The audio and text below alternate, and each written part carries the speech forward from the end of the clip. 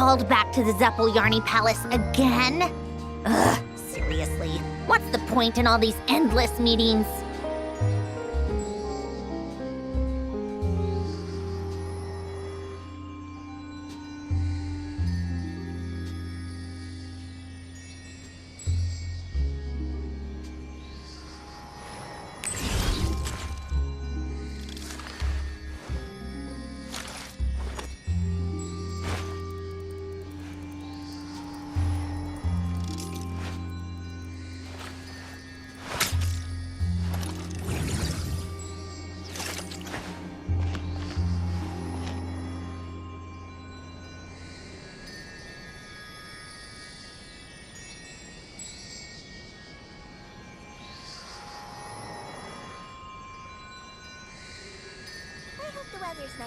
I like music.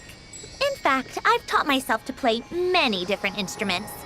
You don't believe me? Yeah.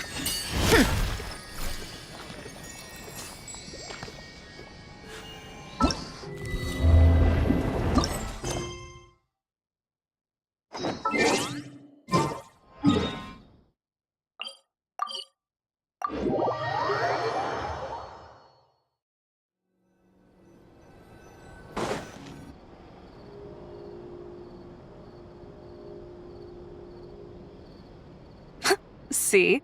Told you they'd be here. Xavier! Oh, and Shiori and Farina too! Ah, Hydro Archon above! If it isn't my darling camera operator and clapper loader!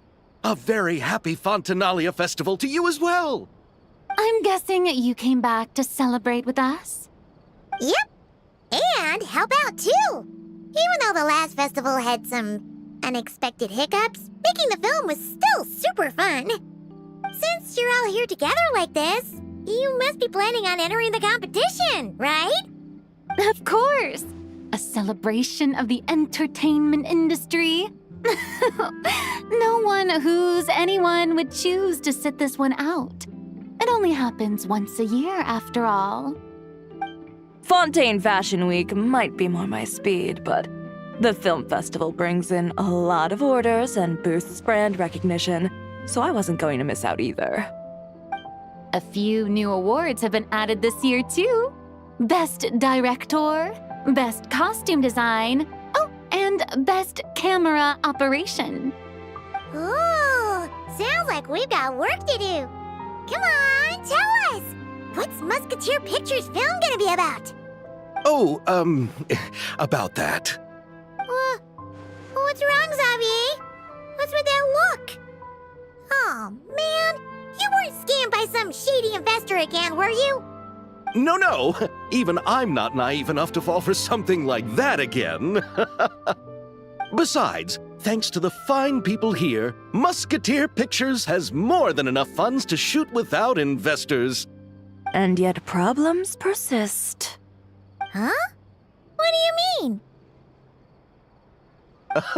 Well, we were planning to replicate our past success and shoot a film based on a popular novel.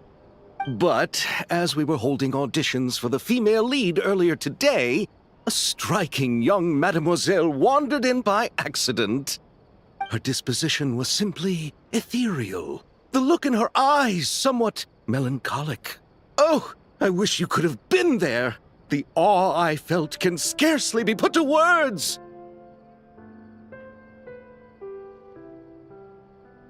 You had to be there, friend. No matter where she stood, it was as if her surroundings, even the air itself, turned into the perfect shot. Guess you found your lead actress, then? No, quite the opposite. My script is entirely unworthy of her. I fear it is. Nevertheless, I couldn't help but approach the mademoiselle to ask about her background and what brought her to Fontaine. What did she say? Sadly, she said her best friend was gone. After returning to her own homeland not too long ago, she decided to visit where her friend was from to remember them better. Oh, no wonder she looked sad. Yes, but that's when it struck me. Why not cast her as the lead in a film centered around her search for this old friend? Huh? You're gonna rewrite the whole script? But is there even enough time? Isn't the prep work super complicated? We might not finish. Think about the difficulties we faced with the Two Musketeers. We had to start from scratch back then, too. I'd say we're ahead of the game this time. Guess so, but Don't worry, Paimon. Shiori and I have evaluated the proposal, and we support Xavier's decision. I won't really need to start on the costumes until the cast is finalized, so it's not too much extra work for me. Oh, fair mademoiselles. How can I ever thank you? Finishing the script would be a start.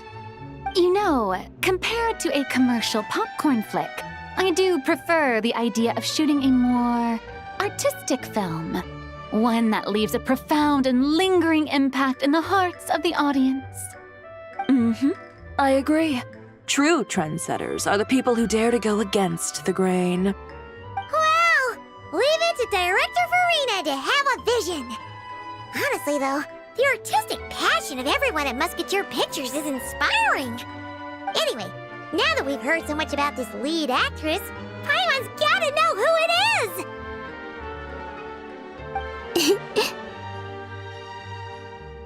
Ah! Columbina! What are you doing here?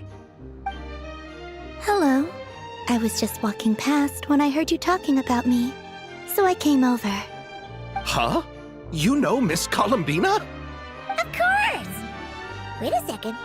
Does this mean Columbina is the actress who inspired the whole rewrite?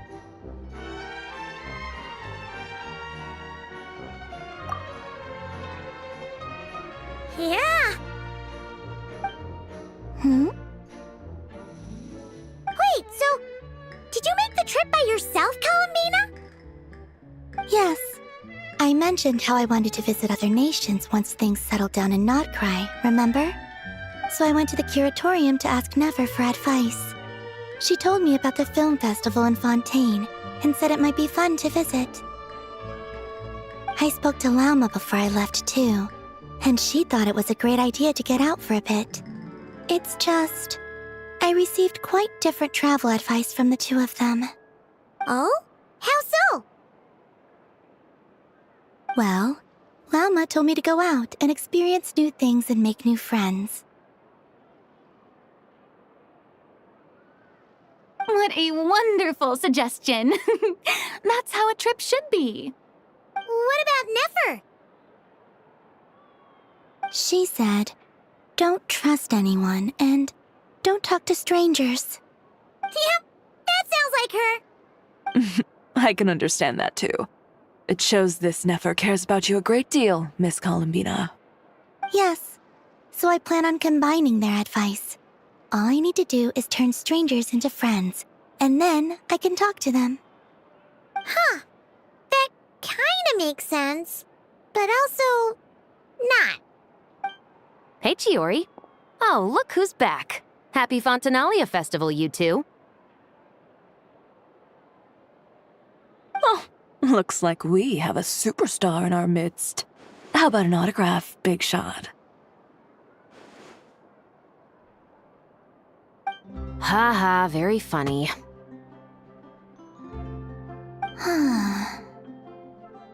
All settled then? Yep, the Duke gave his blessing, and I cleared it with the Udex. During the festival, inmates with good behavior will get a chance to spend some time on the outside. Under the stringent supervision of the Special Patrol, of course. Risley! It's been a while. Happy Fontanalia Festival! Does that mean Veronique and her brother will be at the festival? During a specific window of time, sure. Doesn't hurt to give the inmates something to look forward to. A little sun'll do them some good, I think. This is a friend from your travels, I'm guessing. Thought I heard something along those lines. Right! We should make some introductions, huh? Chevros, Risley, this is Columbina, a friend we met in Notcry. Welcome to Fontaine, Miss Columbina. I bet the weather's been quite an adjustment. Yeah,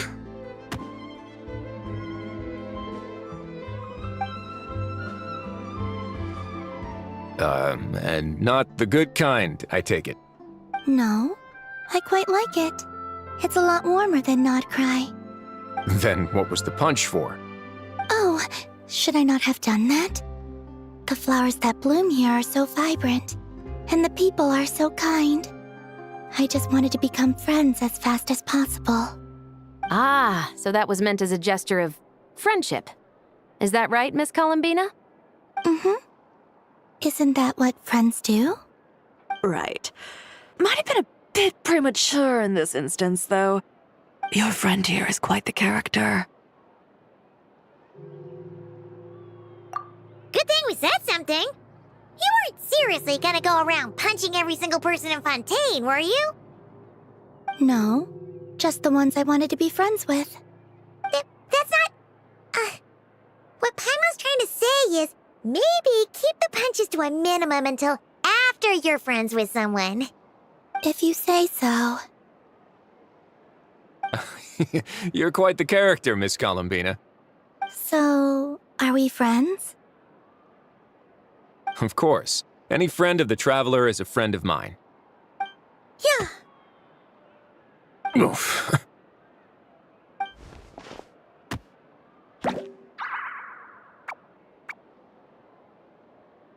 When it comes to friends, you sure know how to pick 'em.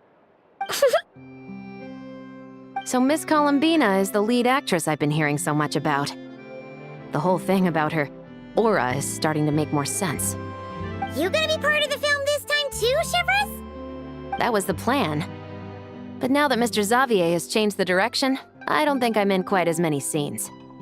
It's all for the best, though. A different crew asked me to help consult on some of their musket work. Oh, sounds like our trusty musketeer is as popular as ever. I'm just going where I'm needed. I'm more than willing to help with whatever this production needs as well. Ah, well, speaking of, would you happen to know if there are scenic locations around the court of Fontaine that other crews haven't booked? The festival's pretty popular this year, so there's not a lot left. You might just have to talk it over with the other productions and see if they'll let you squeeze in here and there. I see. Having trouble finding a filming location? Yes, we made a last-minute decision to go down a different route, so the indoor locations we reserved are no longer a good fit. And it looks like all of the best outdoor spots have been taken. You know, I might know a place. Good views, good atmosphere, and no production team has snatched it up. That sounds perfect! Where is it? You want me to reveal it just like that? Come on, let it be a surprise. As much as that sounds riveting, I think we should divide and conquer. You go do that, and Director Farina and I will take Miss Columbina around the city to discuss lighting and styling. Is that all right with you, Miss Columbina? Traveler? Yeah, everyone here is our friend! So don't worry about a thing and just focus on enjoying your trip. Okay. All right, then the Traveler and I will go check out this potential filming location. It might even give me some inspiration for the new script. I'll leave this to the Duke then. Until later, everyone. Maybe we'll run into each other on set. Okay then. Lead the way, Risley! Paimon's not built for suspense. Let's get this show on the road! Who said anything about roads? Huh?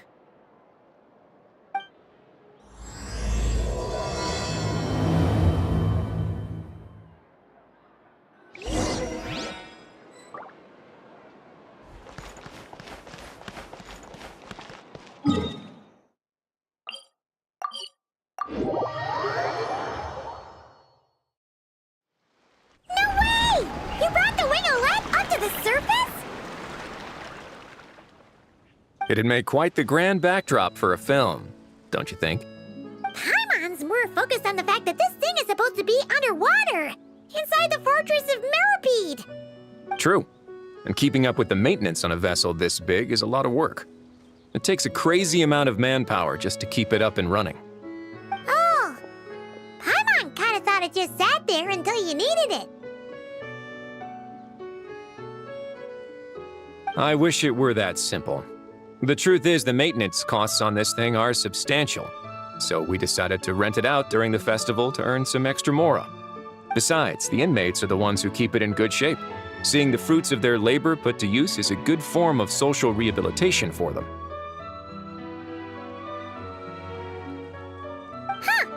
You've really thought this through.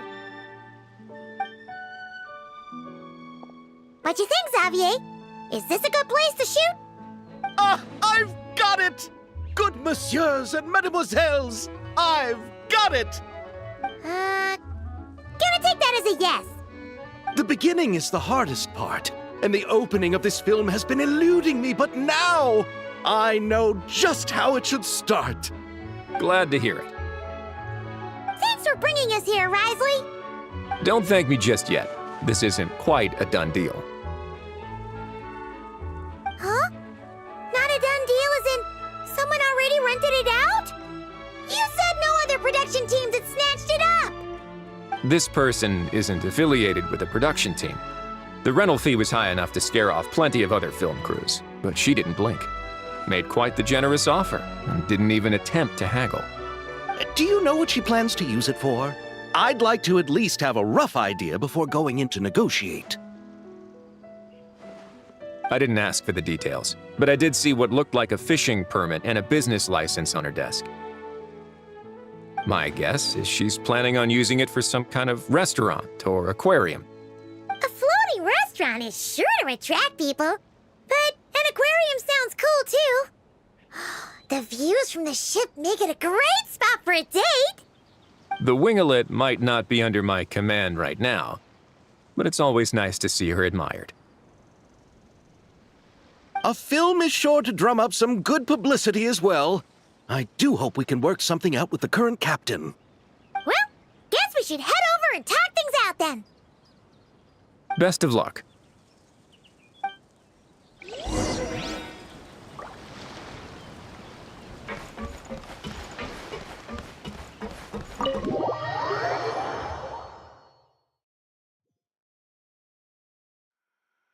Wow! The winglet seems even bigger up close. The rooms are so spacious. Wonder who rented it out. Hello? Anyone there? Perhaps the captain had business to attend to elsewhere. But why rent such a massive boat just to have it sit here without even leaving so much as a note? Let's try again. Anyone there? Hello? Seriously? Right now? What is it gonna take to get some decent sleep around here? Is a nap too much to ask for? Sorry, the aquarium's closed for the... Huh?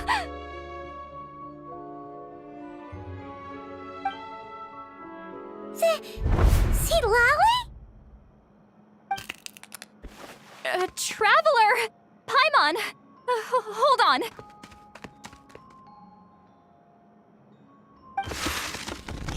This is just great! How am I gonna go out dressed like this? What happened to my regular clothes?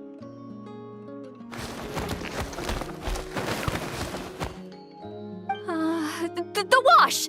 I put them in the wash after I drank too much and fell into the fountain. Oh, this can't be happening! Am I seriously gonna go out like this? Think we might have caught her at a bad time. See Lolly? I don't want to hear it. Hear what? A single word about what I'm wearing. No comments, none. Is that clear? Oh, yep. Crystal. Huh? You think so? No, wait, I told you not to say anything! What was... Her thoughts. I heard her thoughts. How could I forget about that? Oh, this is so embarrassing. I seemed a little too pleased to get that compliment, didn't I? Wait, the mind reading went both ways. Does that mean the traveler's hearing all this too? Oh, you clearly did! Huh? What did we do? Paimon's not following. Nothing. It's nothing. Let's just move on. Did you need something? You're not here alone, I see. Hello, I'm Xavier, a film director and producer from Fontaine. I meant to introduce myself sooner, I just didn't want to, interrupt. No wonder we ran into each other in Fontaine of all places. You must also be in town for the festival then. That's right! We're helping Xavier with his film. In fact, we were hoping to shoot some scenes on this boat. You're the one who rented it out, right, Seed Lolly? Me? Rent a boat? I wish I had that kind of spare cash floating around. Not to mention the spare time. Don't get the wrong idea, though. I'm not here to sail off into the sunset and live out some cushy retirement life, okay? I'm not that old. Then why you dress like... how did you end up staying aboard the Winglet? Well, I heard one of my favorite light novels was getting turned into a film, so I came to Fontaine to catch the premiere. Originally, I booked a room near the Opera Epiclese, but I'm quite particular about where I sleep these days. I think it's an age thing. And that bed? I just couldn't sleep in it. I tried to find a different hotel, but with the festival, everything was completely booked. Just as I was worried I'd have to sleep under a bridge or something, I happened to spot a help wanted sign on the side of the road. Oh, so you're here to take care of the boat? No, I was hired to man the front desk. The pay is a bit low, but food and drinks are covered. And it includes room and board during the festival. Plus, the job is simple. So I thought I'd give it a shot. Wow! They actually thought you'd be a good fit, huh? What? You don't think I'm cut out for it? All I have to do is tell people the aquarium isn't open yet. Other than that, I'm free to do whatever I want. It's a pretty sweet gig. That's all? Yeah, I was also kinda shocked. But it's not a lie. Head downstairs and see for yourselves. There's nothing but empty tanks. Not a marine animal in sight. Did your boss mention anything about being open to film crews using this space? Our production was hoping to film on the deck for a few scenes. No. That never came up. You could just ask her. Oh, she's around? What kind of person is she? We should know what we're heading into. She's nice enough, I suppose. Pretty reasonable, too. Even offered for me to move to a bigger cabin if I was too cramped. Back at the Masters of the Nightwind, I'm used to being the one giving orders. But working under her doesn't feel like being bossed around. She seems to respect what I think. Wow, she sounds like a great boss. She did tell me she'd rather not be disturbed, though. She's been working on an important project, so I'd keep it brief. Got it. Thanks for the heads up. All right, the captain's quarters are this way. I can take... Wait. But I'm wearing... whatever. I doubt she'll care. Just follow me.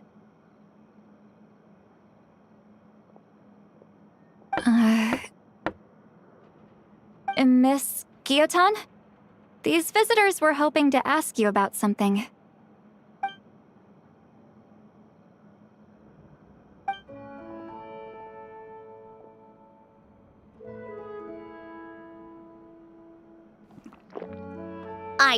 I said to limit the interruptions. Just tell them the aquarium is still...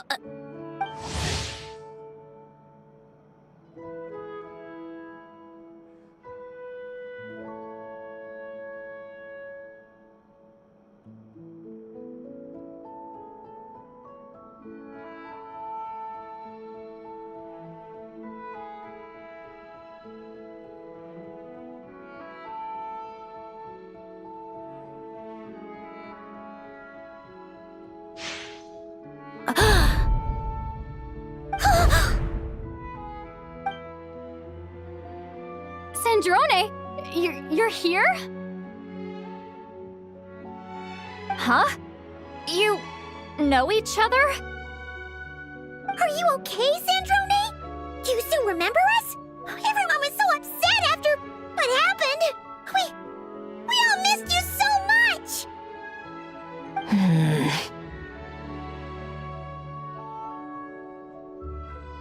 Miss Seat Lolly, why don't you escort this gentleman to the reception area for a cup of tea? I have something to discuss with these two in private. Ah, I see. Right this way, Mr. Xavier.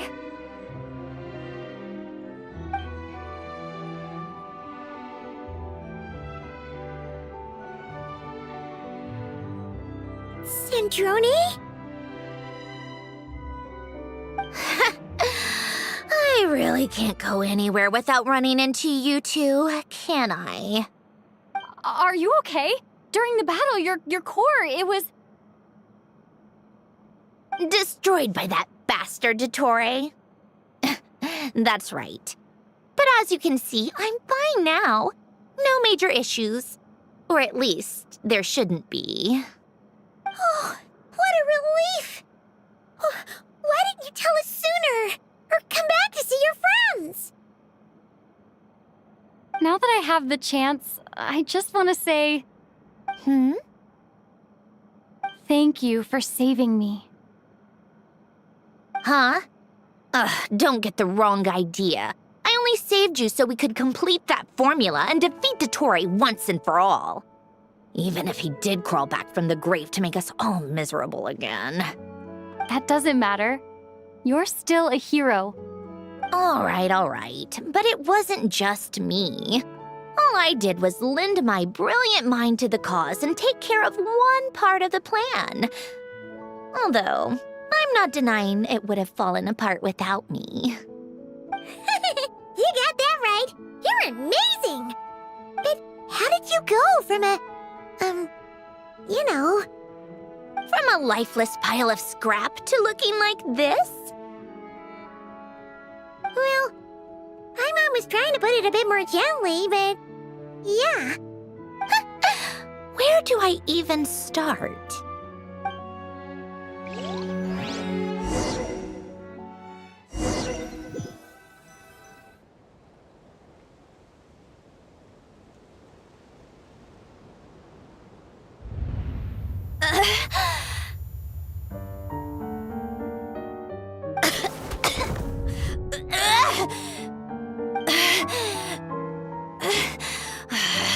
Curse it all! Where am I? Did we do it? How much time has passed? I'm not in one of that lunatic's experimental labs, am I? Wait, Fontanian decor. Books from the Research Institute. Phew. One thing at a time. Initiate self-diagnostics. Assess the extent of the damage. Cut power to compromised, non-essential components. Then reconstruct available action modules. Severe damage to the core. Dottore, you bastard. Polonia?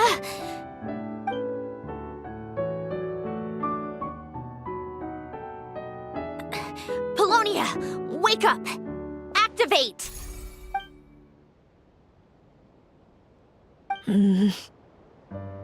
You're in even worse shape than me.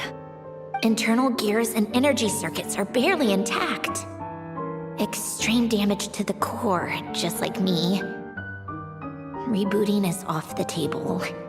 Even if I could repair the damage, I don't know if... You used up all your critical energy in those final moments, didn't you? To protect the core of that guy in the hat, and the numerological array. Wait, the array. Yes! The prototype is still here. But can I even run it in this state? Whatever. I have to try. I just need to confirm one thing.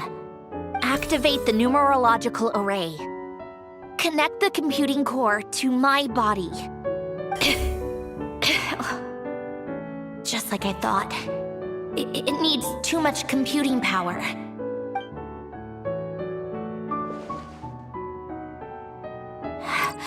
Cut off power supply to all functions except the thinking module.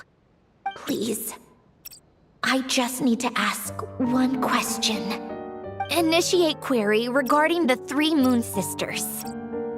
How many living moon goddesses are there in possession of the Trilunar Authority? 1. It worked. You did it, Columbina.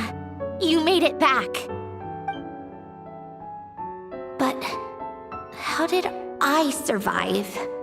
The self-diagnostics showed damage severe enough to shut me down for good. What triggered the reboot? A built-in message? Only visible after a core reboot. The final gift. Alen! Were you the one who gave me this second chance? But why now? What activated it? What is that? A vision? Wait, no. It's a stellar linchpin?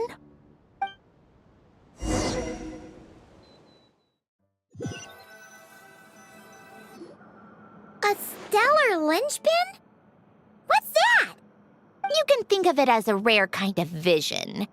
As for what causes one to manifest, well, that's still unknown. But in Snezhnaya, or in Afatui's research at least, it's believed to have some connection to the third descender. The third descender? We knew his remains were used to create the Gnosis, but this is the first we're hearing about a stellar linchpin. You knew about the remains? Right, of course. Look who I'm talking to. Yes, the Heavenly Principles used the remains of the third descender to create the 7 Gnosis as a means to consolidate the Archon system. Visions result from that same system, so extrapolating from there, it's clear that the manifestation of a vision is also, to some extent, related to the third descender. Still following? For those that wield them, visions serve as a means to channel elemental power. The same is true of stellar linchpins.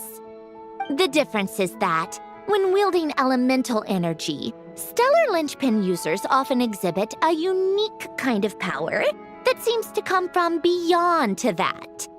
It's believed that, when a stellar linchpin manifests, impurities from the remains of the third descender get fixed in place. Hence, the name. That's also believed to be the source of the strange power I just mentioned. We've heard that visions can appear when someone has a really strong wish or desire. Stellar linchpins sound kind of similar, so does that mean... Huh? Oh, don't look at me like that. I've never had any grand wishes or aspirations.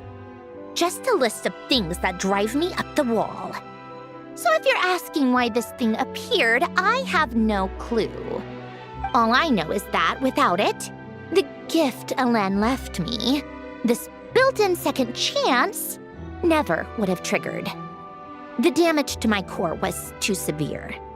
But thanks to the stellar linchpin's manifestation, it did trigger.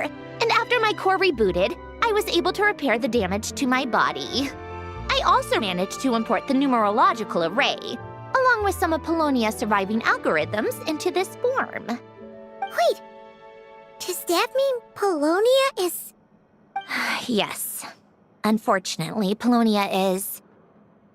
beyond repair. Oh, we're so sorry to hear that. But you also mentioned something about a final gift? Yes. Alain often spoke to me about wishes and desires when he was alive. I suppose he thought there might come a day when I wished for something, and was willing to sacrifice my own life to fulfill it. So he left me a chance to start over.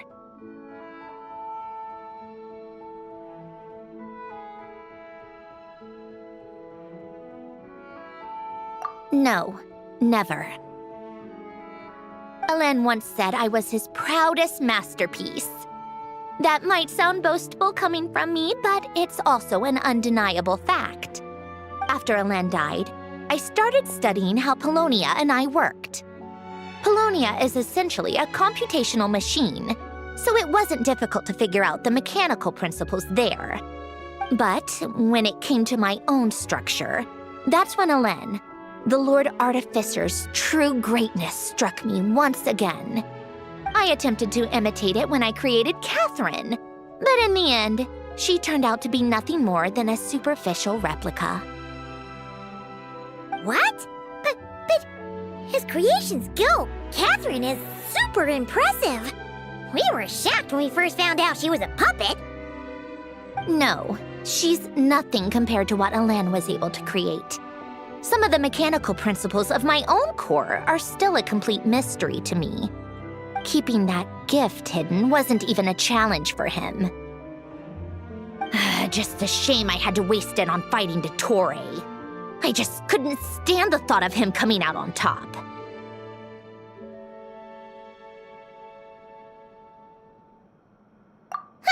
If you put it that way, the world owes me a whole lot then, doesn't it?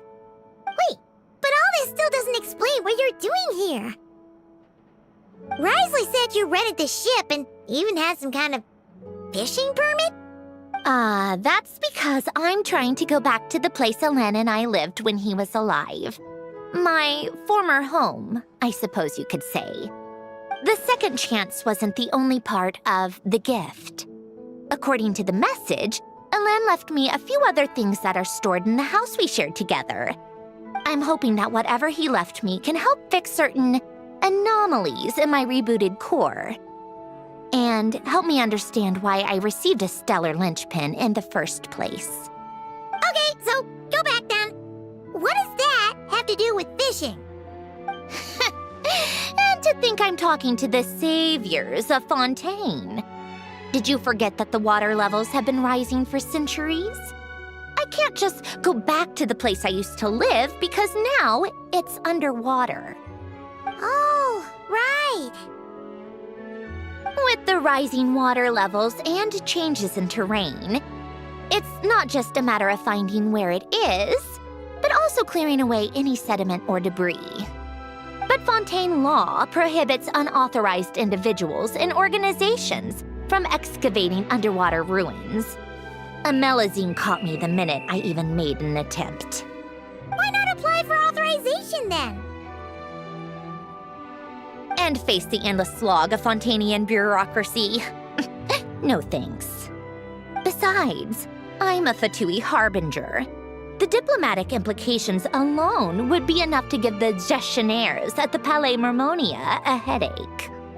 A fishing permit, on the other hand, isn't difficult to obtain at all. Minimal paperwork required, and under the name Guillotin, the application was a cinch. So you're exploiting a legal loophole? Am I? That underwater home belongs to me. If I happen to chance upon it while doing some fishing, what's the issue with that? Of course, I do have to catch some fish to put in the aquarium, just in case the gestionnaires come to check up on things. That's also the reason I hired someone to man the front desk. Huh? But isn't that kind of a waste? He went to all the trouble of getting a business license and rented out this giant ship. Just for show? If you want to run an aquarium that bad, be my guest. Use the facilities however you want. I'm certainly not going to stop you. All I want is to go back home and see what other gifts Alain wanted me to inherit. Hold on. Enough about me. What are you two even doing here?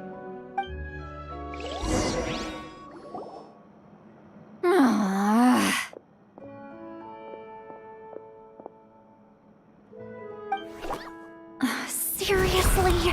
They've been in there forever. The reaction when they saw each other was strange, to say the least. They're lucky I was nice enough to leave the room and give them some space. Back in the Masters of the Nightwind, I'm the one who gets to kick people out. I just want to know what they're talking about. Should I cast a little eavesdropping spell? Oh, no, what am I thinking? I'm Granny Eastley, the great shaman of the Masters of the Nightwind. I can't do something like that. This is just ridiculous.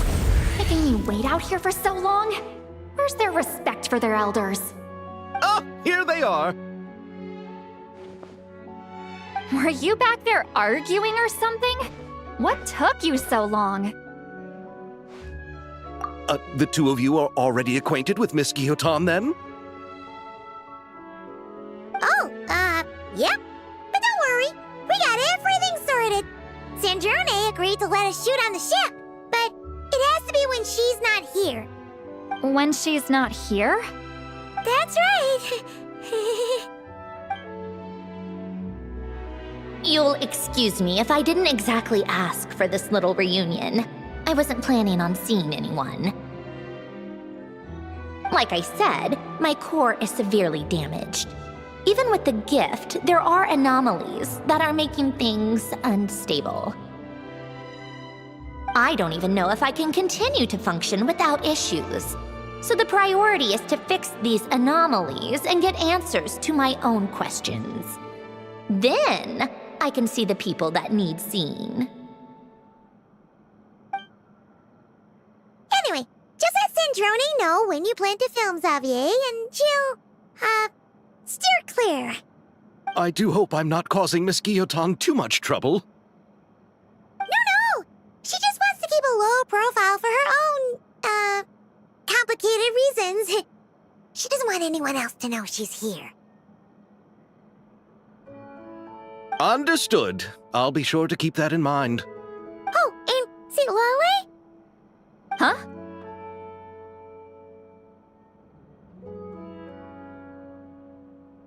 You mean Miss Guillotin? What does she want? Oh, please don't let it be about the pajamas. What? The 7th of the Fatui Harbingers? Why are you telling me all this? I asked the Traveler about you, and I've decided it's best to be open in this instance. I can understand if you would rather not work for a Harbinger. Regardless, the room on the ship is yours to keep. You're an acquaintance of the Traveler, and I plan to honor that.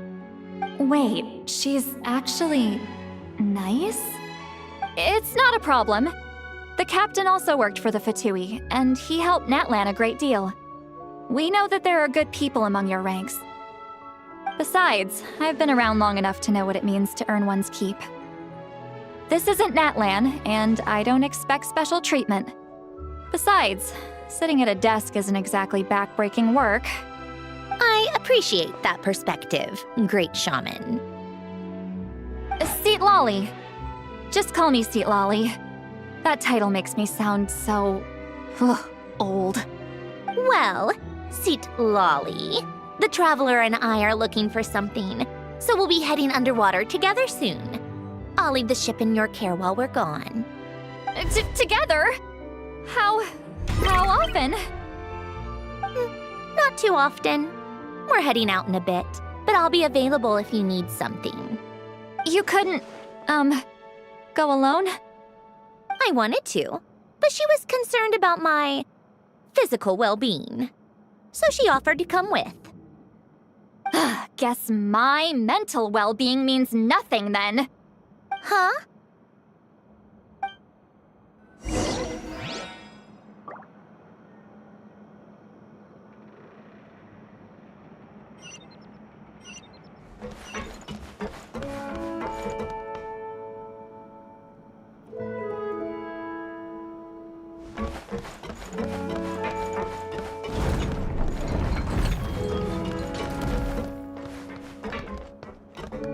All right. Our first stop is the Barrel region. After Alain left the Fontaine Research Institute, he lived in seclusion somewhere around there.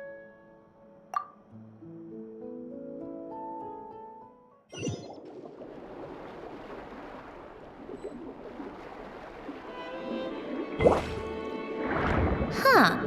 This place has changed a lot. Guess I really have been gone for a long time. Let's look around and see what we can learn. Oh, and don't forget to catch a few to take back. We need to keep up appearances, remember?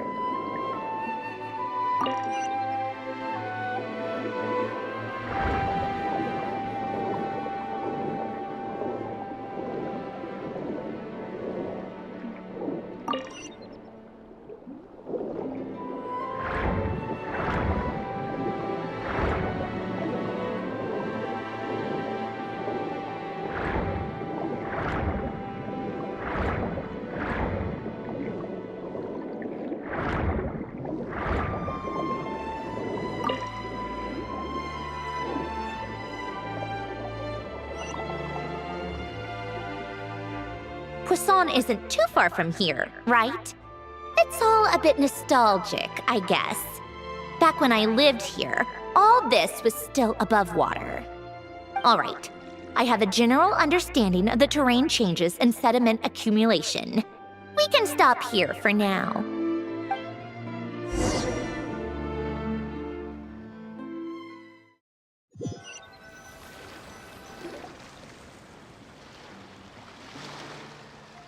That went smoother than expected. I appreciate the help. No problem. You doing okay though, Sandrone? Seeing your home look nothing like you remember, that can't be easy. I'm fine. Times change. People change. That's the one thing you can actually count on. I made peace with that a long time ago. You should head back and put them in the aquarium tanks. We finished ahead of schedule, so your crew is probably still on the ship. I'll follow in a bit. Right. Xavier said he was gonna test out a couple of shots.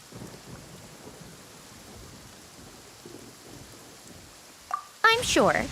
I want to take another look around on my own. Okay then. Want us to let you know when the filming is done? No need. Columbina relies on Kuvaki to perceive her surroundings. In Nodcry, her senses are heightened because Kuvaki is everywhere. But here, as long as she doesn't activate her abilities, her range of perception should be equivalent to an average person's line of sight. I figured that out back in Snezhnaya. That's oddly specific. I have hiding from her down to a science. So, what? Things might be a bit different now that she's merged with the Moon Sisters, but I doubt there's been a drastic change. The point is, you two can head back. Don't worry about me. Okay, if you say so. Come find us on the ship if you need anything.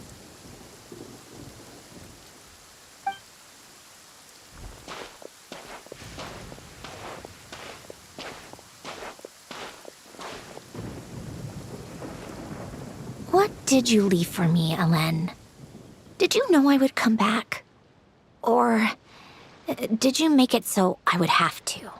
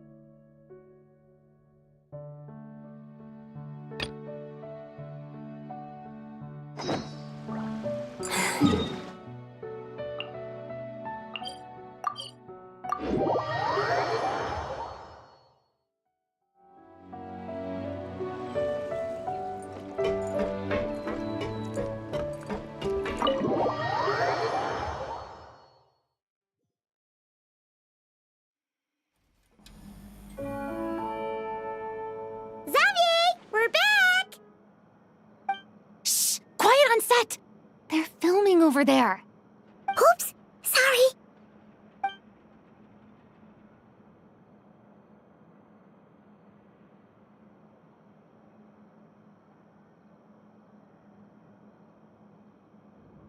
What's your take, Detective?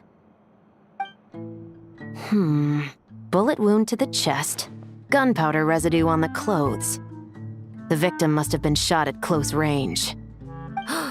You think it was someone they knew? Yes. It's possible the suspect arranged for them to meet at this very spot. A reasonable deduction. But you're overlooking a crucial clue. What? The victim's pocket watch is missing. And cut! I think we got it! Good work, everyone! Phew, finally. Acting was nerve-wracking for me when I first tried it too.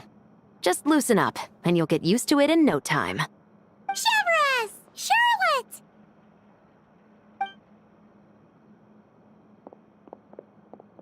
Oh, hello there, you two. You're filming here too? Oh, so Charlotte's crew must have been the one that asked you to help out, huh, Severus? Yep. They heard about a potential filming location and wanted to come check it out. But when we got here, your crew had already beaten us to it. Luckily, Xavier and our director, Lapine Pauline, go way back. In the end, we agreed to just share each other's filming locations. Considering all the last-minute changes, that's just what Musketeer Pictures needed. For sure! Based off the scene just now, you must be the star of the film, Charlotte! You bet! This detective costume really suits me, don't you think? Oh, for sure. You're already right at home lurking in the shadows taking pictures of this and that. Add a notepad and you're practically method. Thanks, Miss Chiori. I appreciate the compliment. That didn't sound much like a compliment to Paimon. So this is a film set? It looks like a very happy place. This must all be quite new to you, Miss Columbina. Yes. I watched a few films with a friend once, but she thought there was no point if I wouldn't open my eyes. So she stopped inviting me. Looks like I missed out on a lot. True, but being an actor seems like a tough job. Huh? Most people would swap lives with an actor in a heartbeat. The lifestyle is so glamorous, and the pay is more than generous. But they have to act out lives that aren't their own, with the whole world watching on in judgment. If they don't do it justice, it must feel like they're letting people down. That's exactly how it feels. This young lady has quite the unique perspective. Well, that's true. But these actors are here because they want to be and they think it's fun. Most of them, at least. Not to mention, the film we're shooting is based entirely on you, Miss Columbina. You just need to be true to yourself. I don't have to pretend to be someone I'm not? Not at all. Authenticity is what we're after. For example, this first scene opens with you on the boat, sailing to your friend's homeland. You just need to think about that moment in the story and picture how you would feel. Oh, okay. We're all here? Wonderful! Let's head to the deck and get shooting. Oh, and this is for you, dear Paimon. Your clapperboard. Whoa! Is this the same one Paimon used for the Two Musketeers? The very same. I saved it just for you. Thanks, Xavier!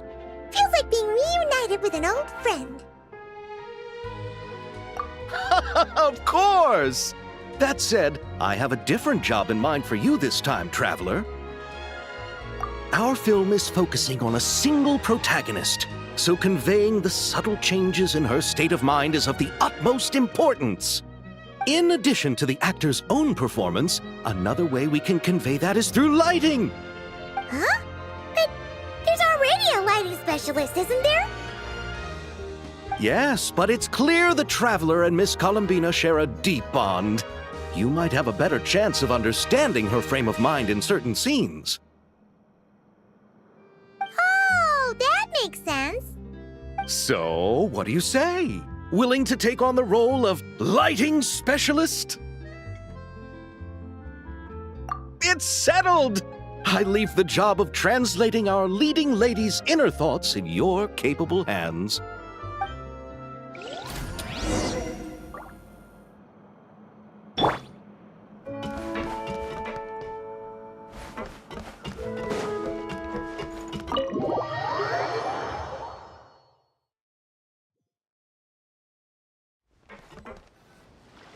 All right, without any further ado, it's time for production on our film, A Homecoming, to officially begin!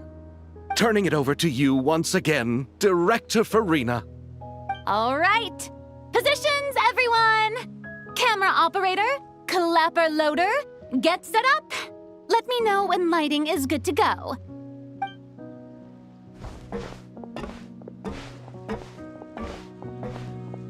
All you need to worry about, Miss Columbina, is hitting your mark. Other than that, just focus on immersing yourself in the emotions of the moment. Okay. Good. Lighting, are we ready?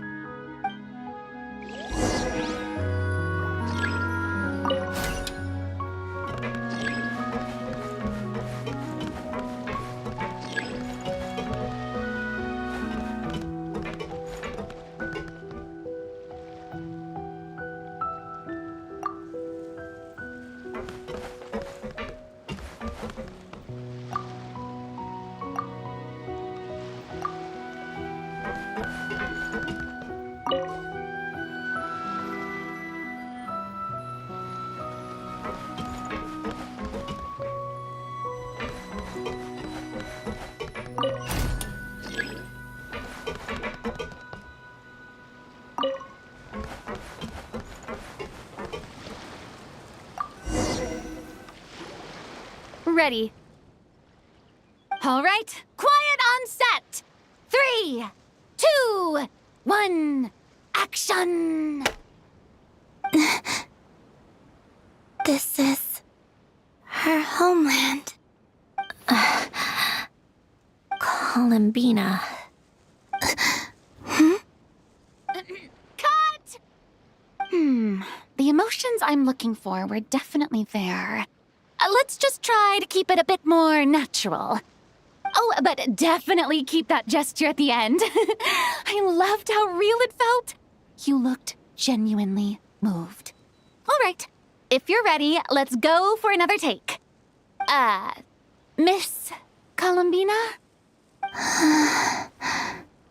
That presence. It kind of felt like... Sandrone?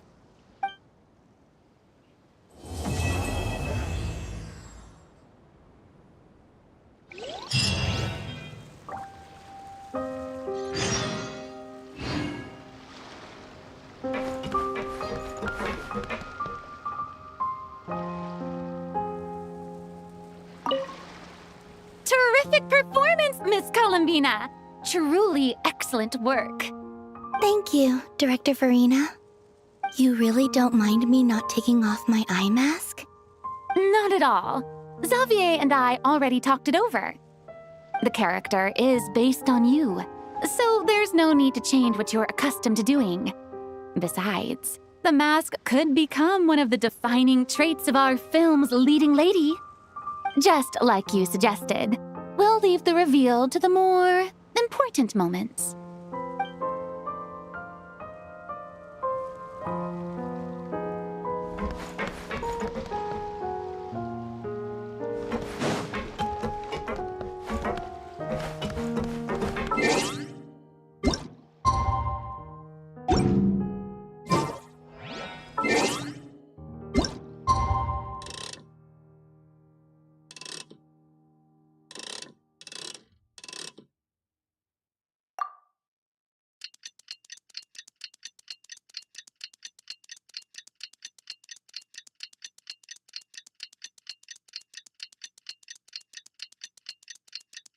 Sandrone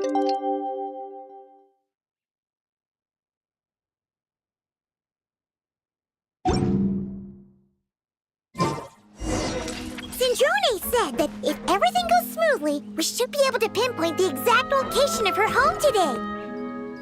Let's head to the wing-a-let and meet up with her.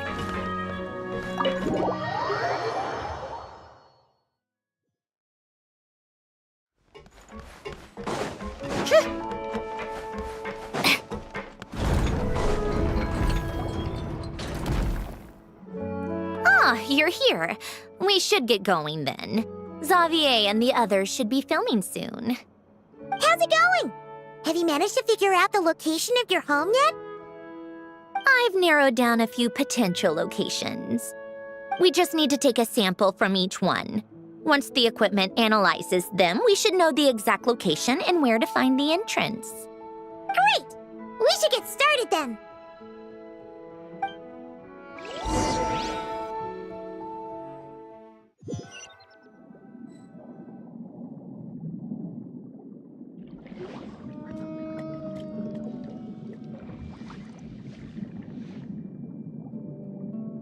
All right, let's get a move on. That should do it. Let's head back. The filming should be just about done. We made good time. We might even know the location by the end of the day. You sound pretty happy about that. Do I? I suppose I've just had enough of these anomalies I've been dealing with. The sooner I can fix them, the better. Anyway, enough chit-chat. We have work to do. Oh, but let's head in through the side door. I don't want to run into the crew on the deck.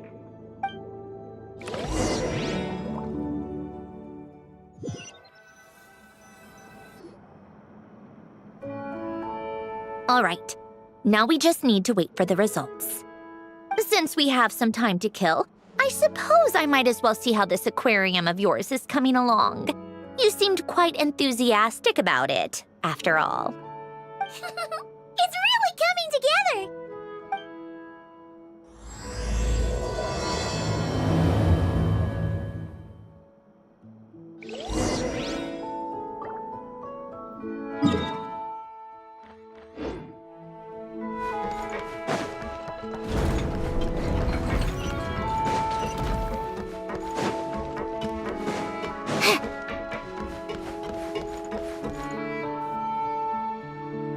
Oh, kind of impressive, actually. These must be the ones we caught the first time we went underwater. Like it? It's fine, I guess. Nothing special. Come on! It sounded like you really liked it just now. You're that proud of it?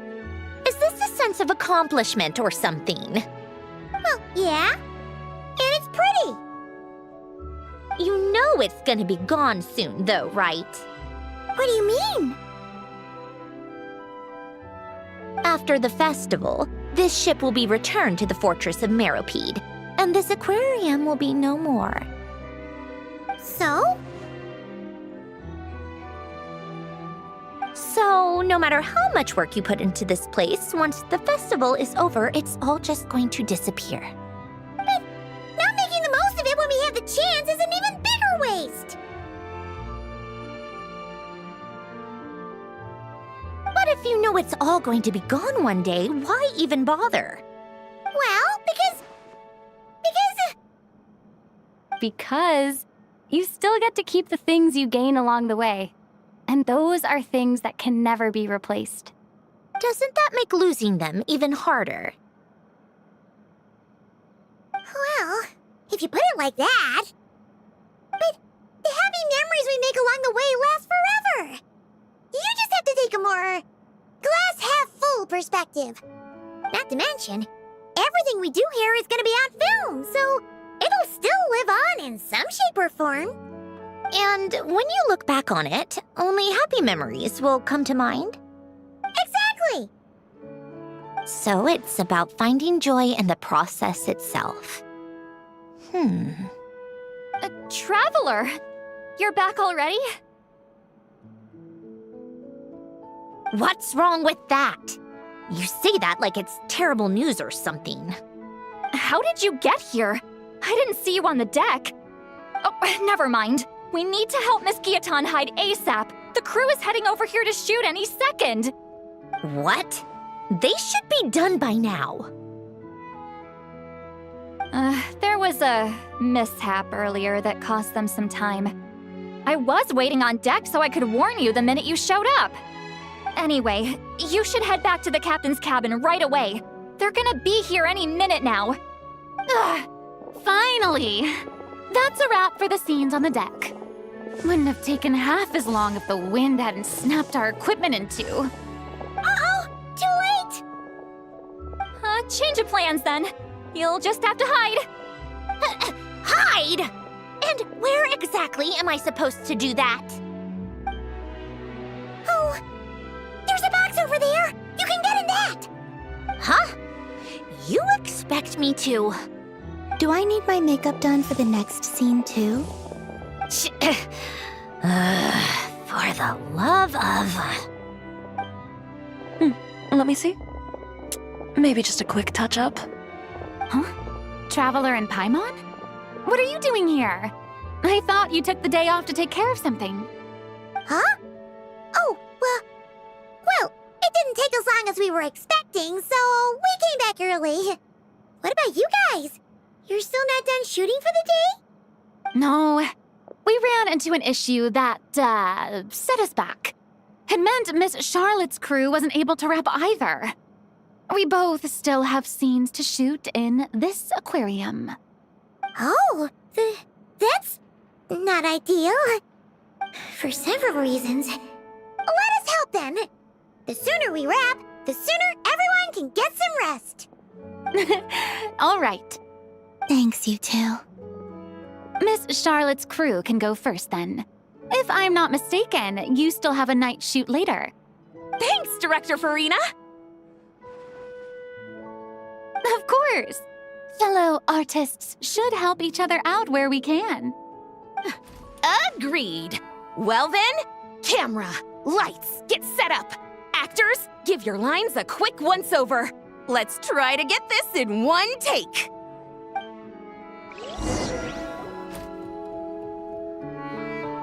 All right, places, everyone. And 3, 2, 1, action. So, the story ends like this. But when Duke Saint Germanus departed, he clearly said that everything was beyond redemption. Huh? That sounds familiar. Wait, it's from that novel I came across while researching the numerological array. He's only a genius when it comes to mechanics, and everything else, he's just an ordinary person. Huh? What was that noise? Whatever, I'll just fix it in post. Miss Jacoba, please don't speak as if I were the accomplice.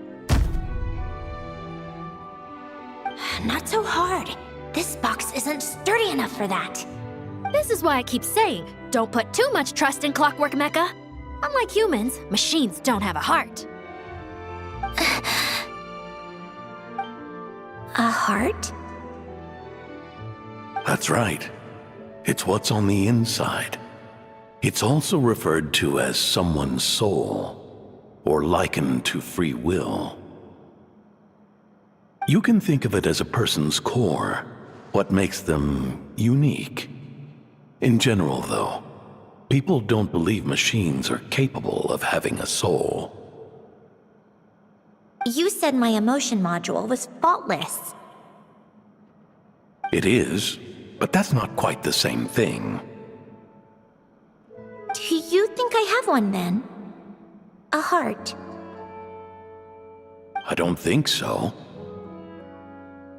I know so. The question is, do you recognize it within yourself? That's where you're wrong. I can't believe this. Forcing me to hide in a box and listen to this drivel. Me. In the end, clocks tick through tranquil years. Fish swim in crystalline springs. No matter how grand a dream is, it will fade away like this. Forlorn, wordless, silent. And cut. That was a long one. What did you think? If she makes them do another take, I'm going to flip a lid. And not just the one to this box. Well, there were some weird audio things going on, but acting-wise, it was great. It's a keeper. Perfect! That means I can get out of this box. It's our turn. Camera operator, set up for the next scene.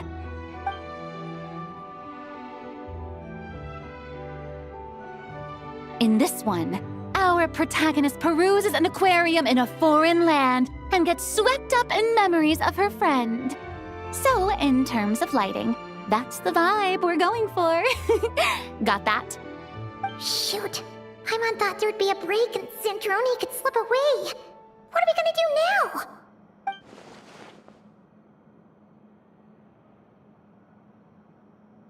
Break a leg. Yep, we're headed off to shoot our next scene.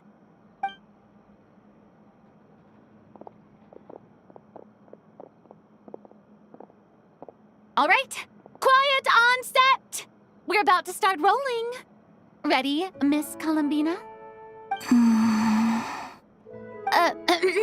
Miss Columbina?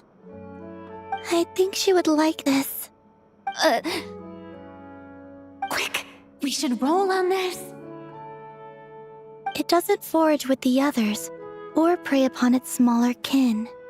Instead, it remains where it is, cradled in the coral's quiet beauty, as though the raging cyclones above are of no consequence. And yet, she still stood before the cyclone in the end. So I think that story has it wrong. She is no different than us. She has a heart. Columbina.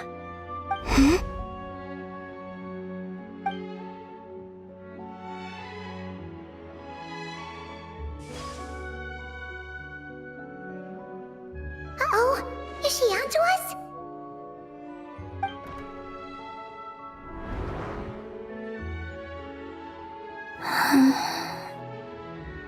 What is she doing? Cut!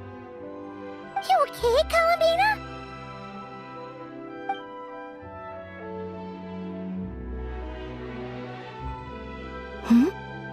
Oh, yes. I just thought... Why don't we take a short break?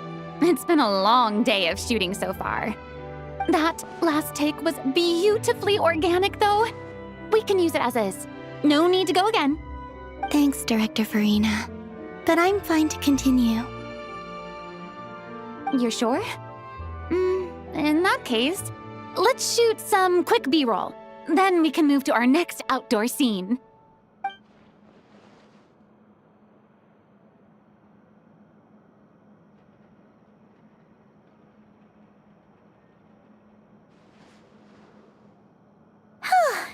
We're in the clear this time.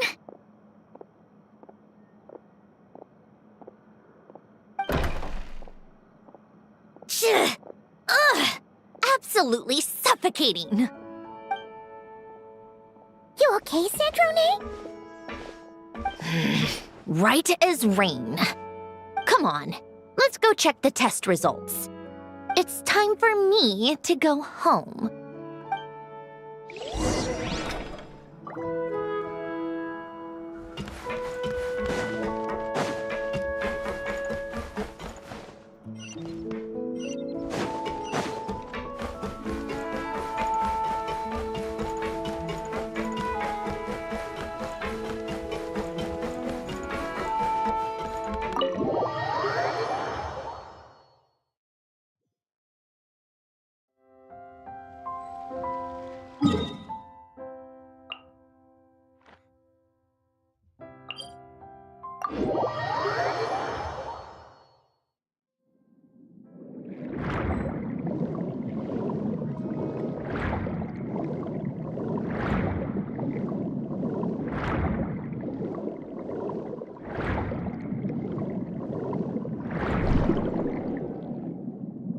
All right, it should be around here.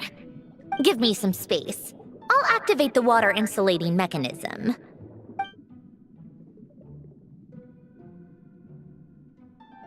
The what? Alen, much like Renee, had long predicted that the water levels in Fontaine would rise. Thanks to his expertise in mechanics, he was able to implement a few simple measures to protect our home from flooding. I told him there was no need, that I would just move when the water rose too high.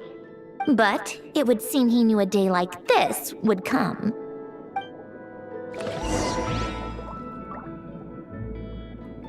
All right, the silt has been cleared away.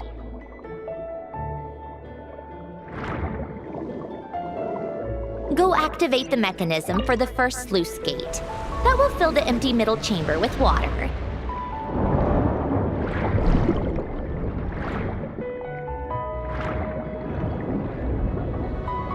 All right, now turn on the drainage mechanism in front of the second sluice gate, and this chamber will become empty once again.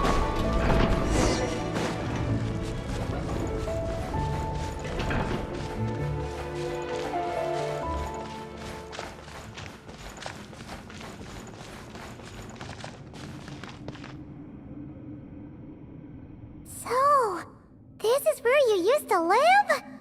It's beautiful! There's even a garden!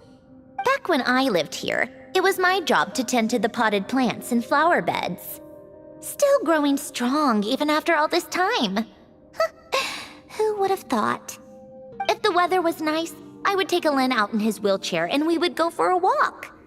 Before long, we started bringing Polonia along too. Come to think of it, I was the only one who could get around easily back then. Polonia always got stuck at some point, and it was up to me to launch a rescue mission. Happy. I suppose they were. Uneventful, but pleasant. Repetitive, but peaceful. It was like living in a world where time didn't exist. Of course, that was all just an illusion. Death still awaits all of us at the end. Oh. All right, enough standing around. Let's head inside.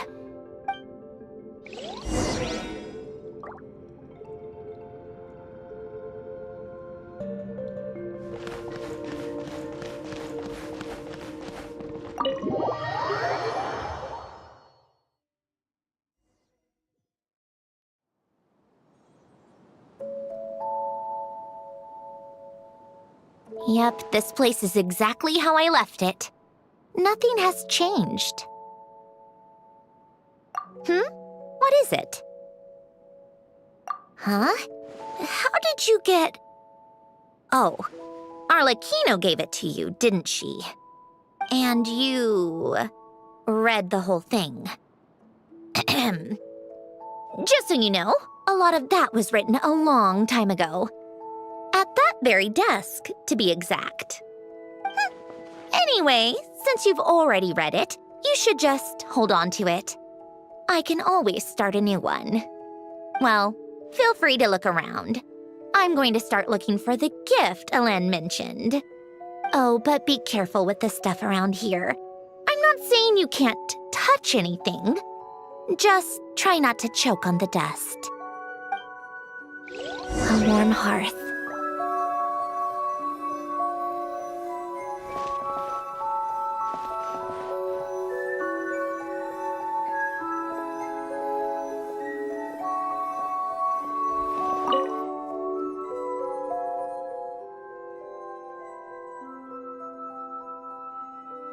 Oh, these are some of Alen's drafts from his later years. Just casual doodles, really. And these are just some unimportant letters. I couldn't be bothered to sort through them before I left.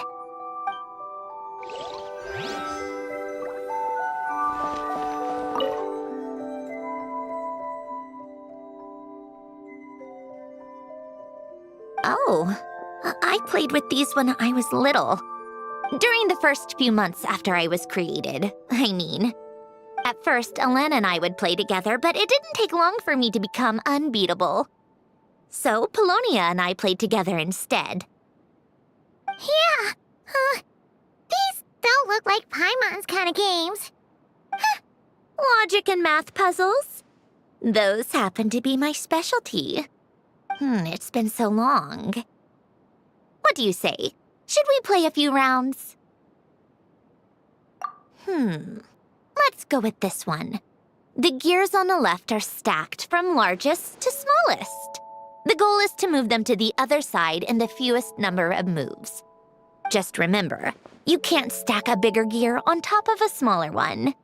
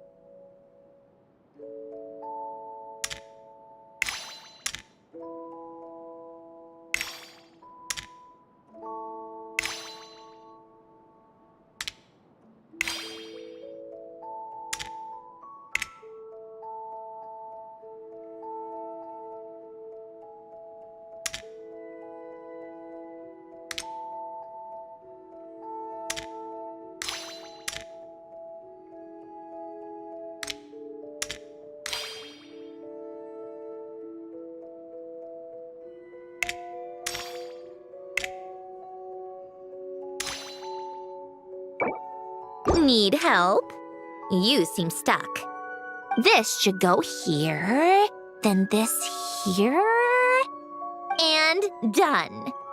Well, what did you think of the game? Well, these kinds of puzzles aren't for everyone. I suppose my upbringing wasn't exactly conventional in that sense.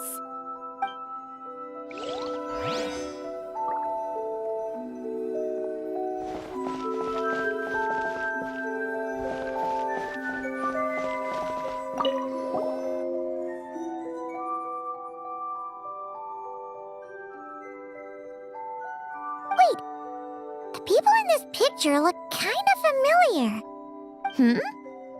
Oh, This was taken when Hélène and Renee were both still at the Fontaine Research Institute, before their falling out. In his later years, Hélène would often sit by the fireplace and stare at this picture, wearing an expression somewhere between guilt and longing. He said he sometimes regretted not helping his friend when he needed it most, even if just to stop him.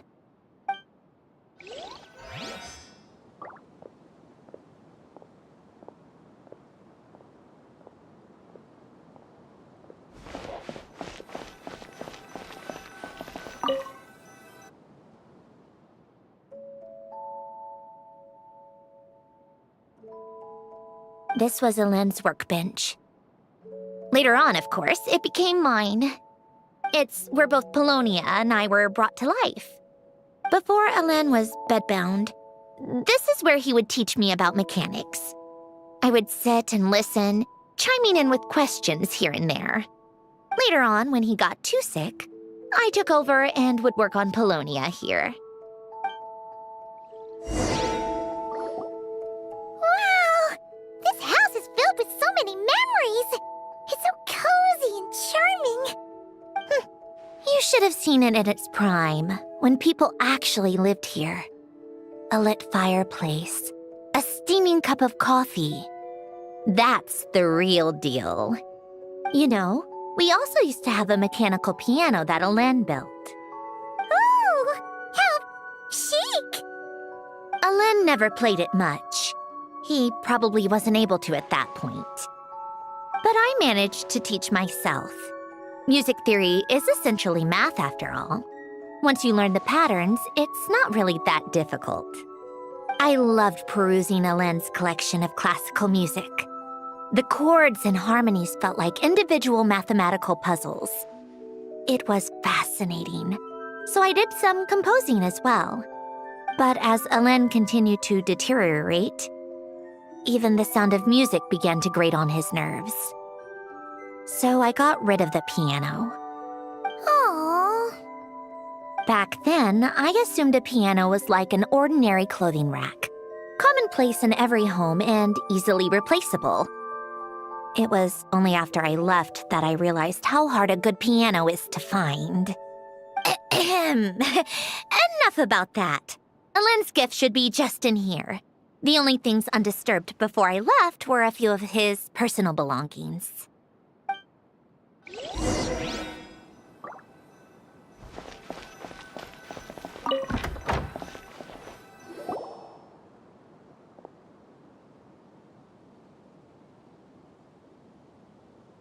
Wait, there's a hidden compartment at the back of this box. Looks like it's locked with some kind of gear mechanism. Knowing you, Hélène, I'm guessing it goes like this, then like this. Got it. Am I a genius or what? Let's see here. A box? Well, you gonna open it?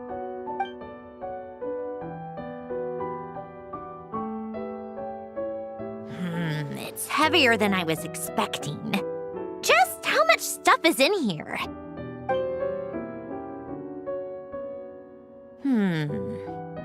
A letter? And a bunch of junk underneath it. None of it seems that important. Wait a second. This should be it. A cube? It's a multidimensional algorithmic core. Hélène would use it to store information. Only Polonia and I have access. All right, I'll start looking into the core and the letter. Feel free to go through the rest of the stuff and see if there's anything useful.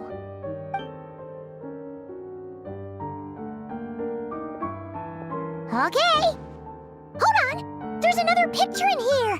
This one has writing on the back. A snapshot of you playing among the plants shortly after you were born. You seem to like these flowers a lot. May you grow and flourish just as they do.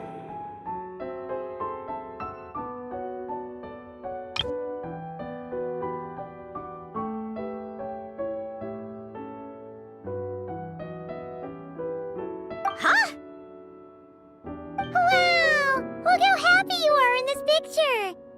You've changed a lot since then, huh? What's that supposed to mean? Just that you come off kind of aggressive sometimes. Or, annoyed at everyone around you? Well then, people should stop being so annoying. It's not like I'm the one with the problem. Of course not. Oh, here's something else. Looks like a piece of paper torn out from somewhere. Today, I solved another math puzzle and made a breakthrough on a construction problem the Institute has been stuck on for years. Am I a genius or what? No, wait, that's From now on, I should have people address me as Her Highness the Clockwork Princess, Unraveler of all reason. Nope. No more of that. I thought I tore this page out. You wrote this? Then how did it get... Wait, there's more writing at the bottom. You seem to have developed a distaste for this particular entry, considering I found it in the trash. I'm sorry, but I could not help but hold on to it. Forgive me. Lynn! Don't be embarrassed. Everyone goes through a phase like that.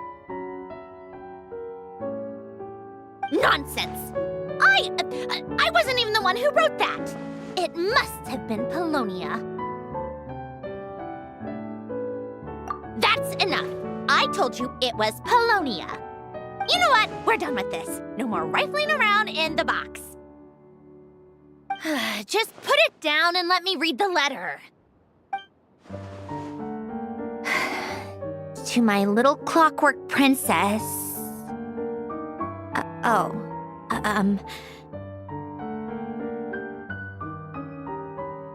Not another word. Got that? If you're reading this, You've most likely received the gift I left for you. I just hope you didn't stumble across all this while cleaning out my effects or something trivial like that. I once asked if there was something you wished for. Do you remember that? I wonder if time has changed your answer. Regardless, I have another gift. A formula that will allow you to come face to face with the anomaly inside of you. If you even still call her that. Why this gift? To understand that, allow me to wax poetic on the soul once again. I would ask you to stick with me until the end, but I know you will. You always have. I believe a person should be born twice over in their lifetime. First, there's the birth that grants us life. Then, the birth of the soul. It's a matter of transforming the life bestowed upon us into the life we choose for ourselves. And to do that, we must look inward. We must make a conscious choice to define the meaning of our life instead of allowing the happenstance of our existence to pass us by. This is the process of recognizing the soul that lives within us. You are my proudest masterpiece. I told you that long ago. But to me, you have never been a creation or a machine. To me, you're just like the rest of us. You have a heart. In fact, some theories think of the human brain as nothing more than a machine, and thought the product of its computations.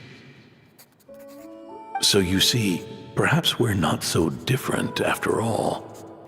Your inner machinery is just far more advanced than most.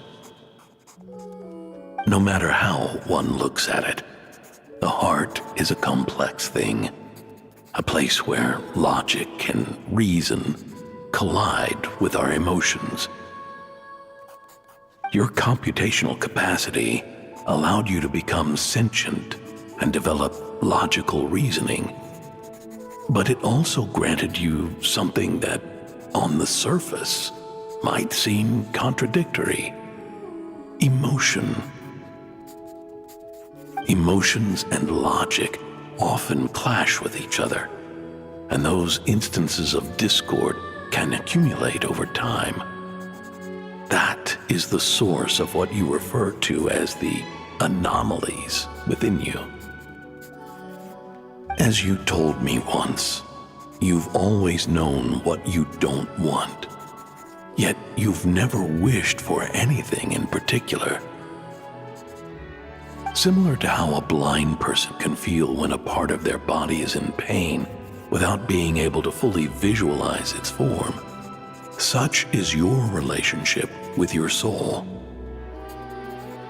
So, what I leave you now is this: a formula that will allow you to see the shape of your soul. For if you want to protect your heart, you must first be able to recognize it within yourself. Of course. Whether you use it is entirely up to you. You are, and always have been, free to do as you wish. Regardless, whether by my formula or some other means, I trust you will know your heart one day. You always were a fast learner, and the smartest person I've ever known. Ellen. Oh. I'm fine. I've already figured out how this formula works. Let's get out of here and then we can use it. You made up your mind already? You're gonna do it? Why wouldn't I? Resolving the anomalies within my core is the reason I came here in the first place. No, I can do this on my own. But, do you want to watch? What do you mean? I already know what anomaly I need to resolve. Like Alen said, she's an amalgamation of all the times my logic algorithms have clashed with my emotions. And by resolve, you mean that literally, or...? Yes. But if you, let us in like that, wouldn't that mean letting us see a bunch of your, inner thoughts and secrets? If what Alen said is true, then I'm about to be... born anew, or whatever. This is your chance to be lucky enough to witness it. Besides, you already read my whole diary. When it comes to keeping my innermost thoughts to myself, well, I think that ship has sailed. You're really sure about this? How many times do I have to say it? I finally let you in as, friends, and you want to question it. I'm not gonna offer a second time. Enough with the mushy stuff. Just follow me.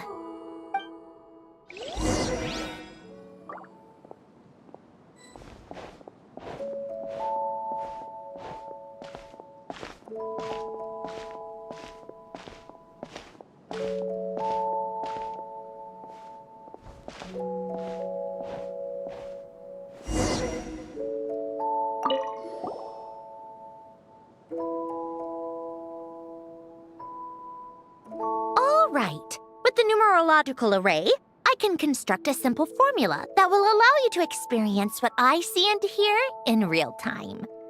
Oh, just like St. Lolly's scent-sharing technique. Been there, done that. Huh. Sounds like that shaman has some tricks up her sleeve. The arcane and the mathematical are both fundamental laws of this world. Being able to achieve a similar result through both isn't surprising. Anyway, let's get this show on the road. But no comments from the peanut gallery, okay? I know I offered, but I still don't want any interruptions.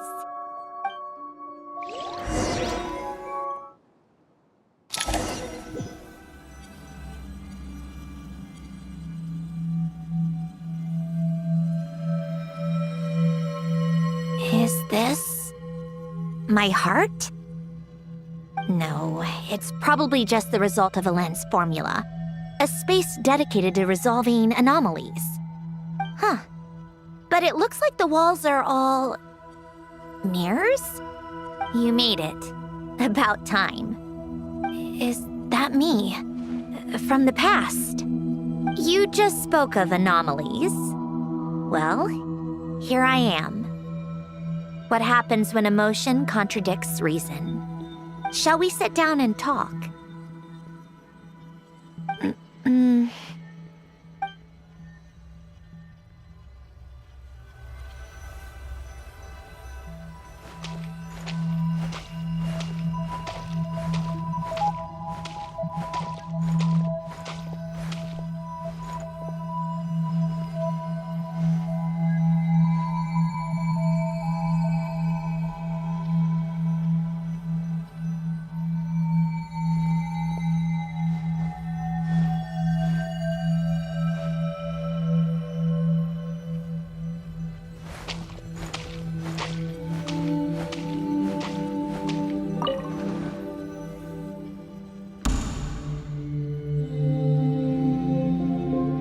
That should do it.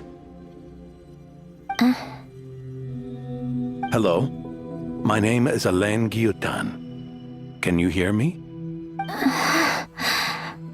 Brings back memories, doesn't it? The time we spent here. Here. I want you to have this. A notebook? You can use it to write things down. I don't need to write things down. I have unlimited memory. Even so, some things are more important than others, right? You can use it to write about the things that matter.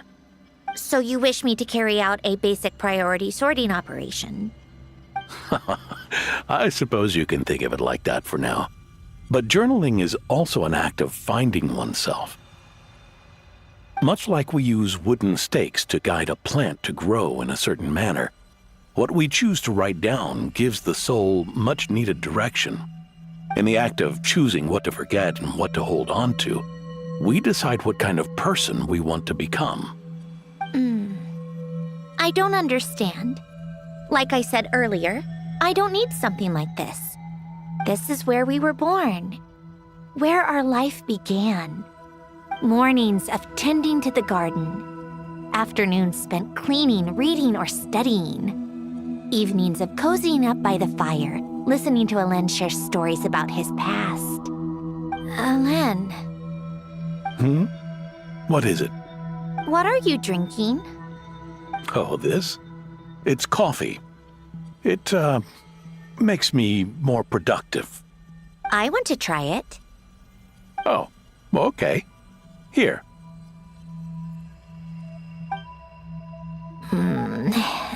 Bitter. Speaking of, why did you design me with senses? Taste, smell, touch.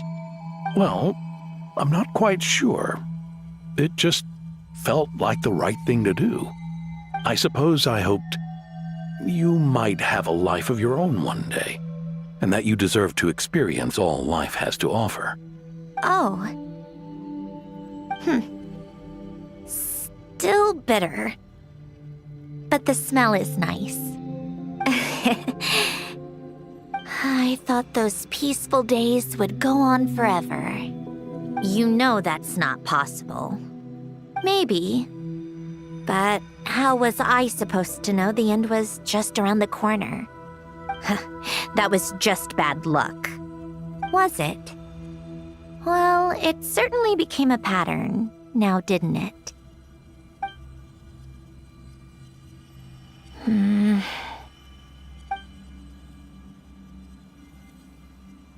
Over time, one of the habits we picked up from Alen was a love of coffee. We even took to hosting tea parties. A machine acting like a human. Kind of laughable, right? I suppose that's just what I'm used to. Yeah, that's just what we're used to. Hey, this place isn't half bad. Great spot for a party. And more people seem to be showing up to my tea parties uninvited. Anyone care to explain? Can you blame me? I saw Columbina leading Capitano somewhere, and I had to see what that was about. I had simply asked Columbina where I might find Arlecchino. I have business to discuss with her, and Columbina suggested looking here. Tartaglia and I were unaware that this was a private gathering. Apologies for the intrusion. It won't be for long. Whatever. Just add it to the list of annoying things that have happened today. What's one more? Since you're here, you might as well stay for a cup of tea. See? Told you she wouldn't mind. Much obliged, Sandrone. Well, look who we have here. Good thing I brought extra desserts. This has turned into quite the occasion. Capitano, I was just about to go find you. Pardon the intrusion. Rest assured, I won't sully your gathering with talk of work. We can have our discussion later. Spoken like a true gentleman. A certain unmannered 11th seat could learn a thing or two. You know, you really should start being nicer to me, Rosaline. Or I might just snatch that 8th seat right out from under you.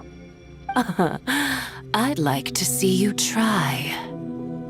If you're gonna fight, take it outside. The only mess I plan on cleaning up is tea-related. I still don't understand how our quiet afternoon turned into such a crowded gathering. One by one, people just kept barging in. And then, one by one, they left without a word. Yeah, pretty annoying, huh?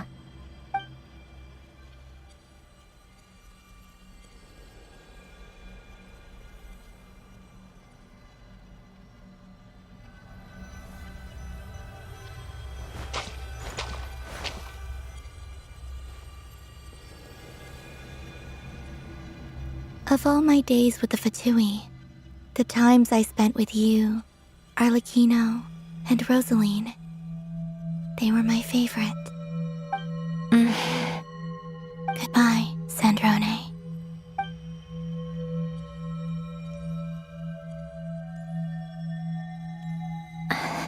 Don't go, Columbina. We should have just said that. Why didn't we? If we had, would the story have had a different ending? She couldn't stay. There was no future for her here. She would have just faded away. You're right. I suppose that's why you call me an anomaly. Every time you make a decision, there's a voice inside your heart. My voice, asking to contradict all logic and reason. Why didn't we make her stay? Is it worse to fight for something just to lose it? Or not to have fought at all? Don't you find it unfair? One by one, we keep losing the things we care about the most. But in the end, whether I want to fight for something or cry over all we've lost, you just push it down and pretend not to hear.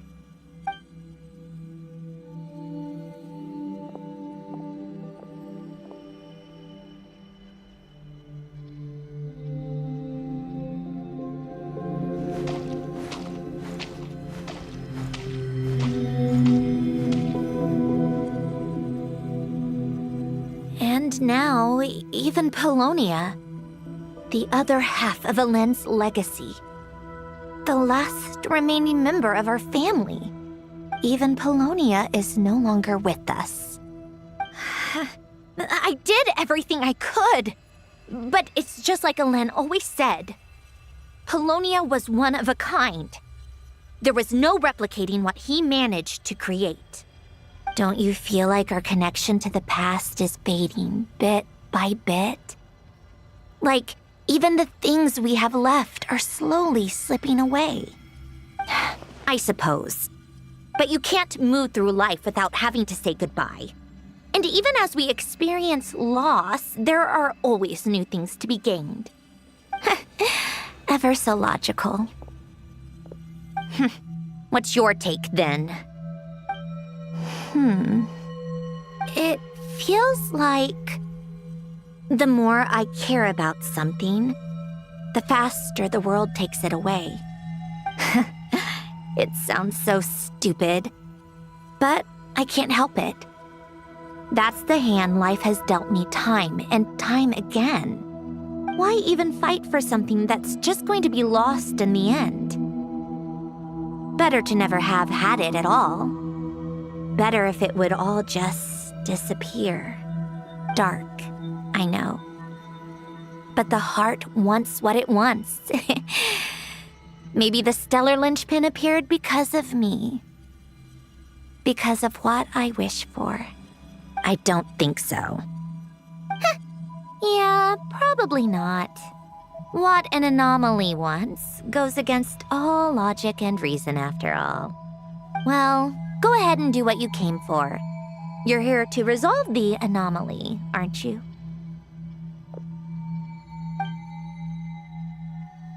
Yes. What's it gonna be?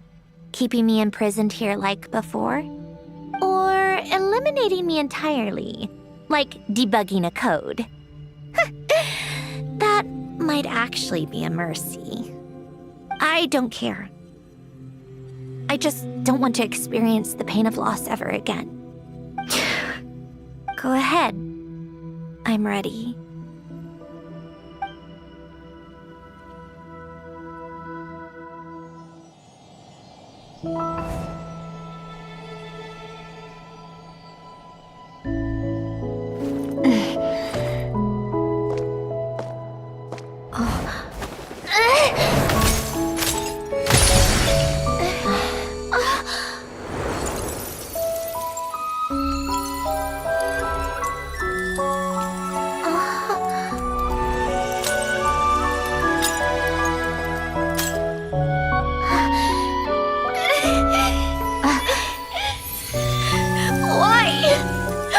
Why do we keep losing everything we care about? I know it hurts, but that's life. I wish... I know. I've always known. Because we've been one all along.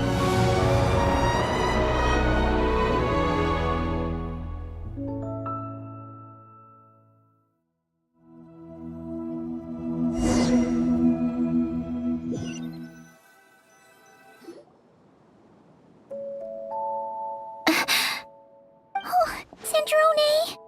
I'm fine. It's okay to cry, you know. Cry? You've got to be kidding me. Save the comforting for someone who needs it, Paimon. The emotional side of my core algorithm. My emotion module has always been fully developed and operational. Elen tried to tell me that too. I've just chosen to ignore her voice all this time. I suppose.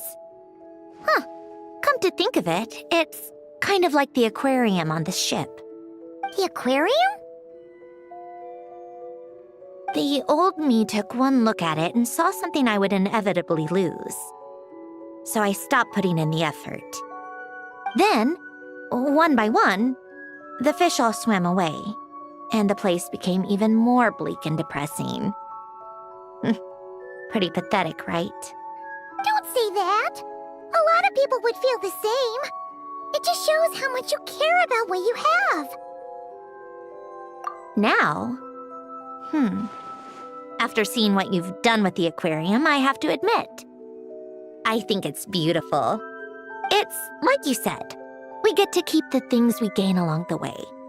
And those are things that can never be replaced, because we choose to hold them in our hearts. Well said. Besides, I've already died once. I'd be stupid not to make the most of this second chance. Right. Earlier or your inner self mentioned something about her wish. What was it? You think that's something you can just ask, and I'll tell you. Think again. I may have accepted my emotional self, but I'm not about to go all soft and mushy on the inside and pour my heart out.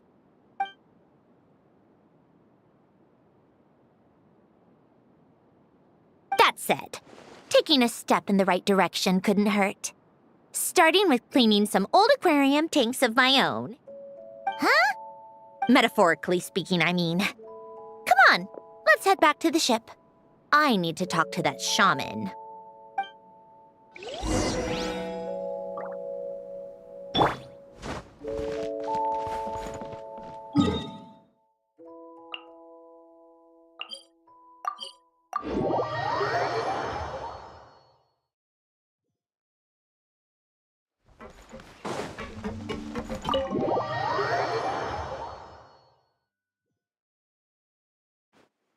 Huh?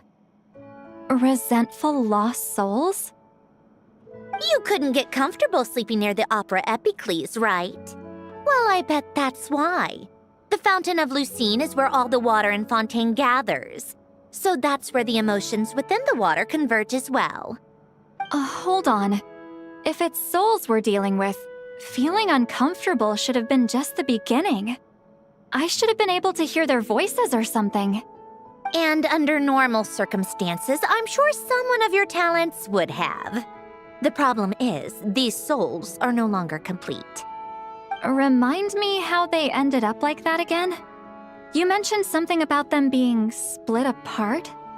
Yes, it's called soul severing. Renee of the Nartsitzenkreuz Ordo came up with it. After learning of Fontaine's impending doom, Renee thought if he could find a means for the soul to live on in perpetuity, it might ensure the world's salvation. Soul severing was the first step of his research.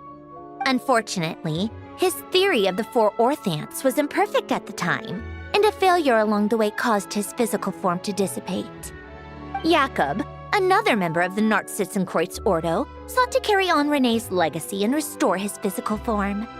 He even used some of the people who stood in his way as test subjects for his research. By severing their souls? Yes. After Renee successfully awakened, the two continued their research, and all the severed souls ended up merging into Renee's consciousness. After you saved Fontaine by turning Fontainians into true humans, these souls returned to the ley lines. But the souls severed before Renee awakened had nowhere to go, doomed to forever wander the waters of Fontaine as listless spirits. Almost as if they exist outside the bounds of this world. Unrecognized by the ley lines or fate. No wonder I couldn't sense them.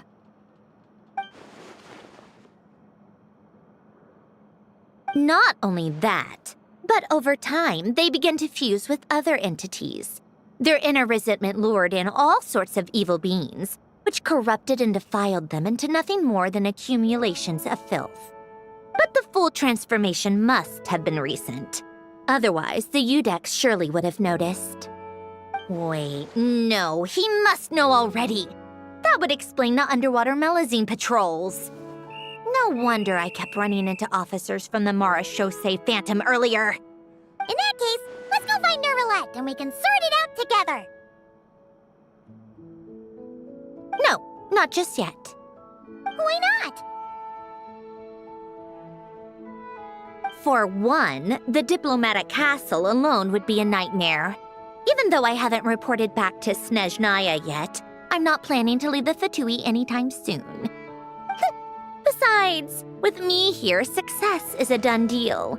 Involving other people would just complicate things. All I need is for Miss Lolly to help pinpoint the location of this monstrosity. Think you can do it? With my eyes closed. This is what I do. I'm a lot better at it than manning a desk, at least.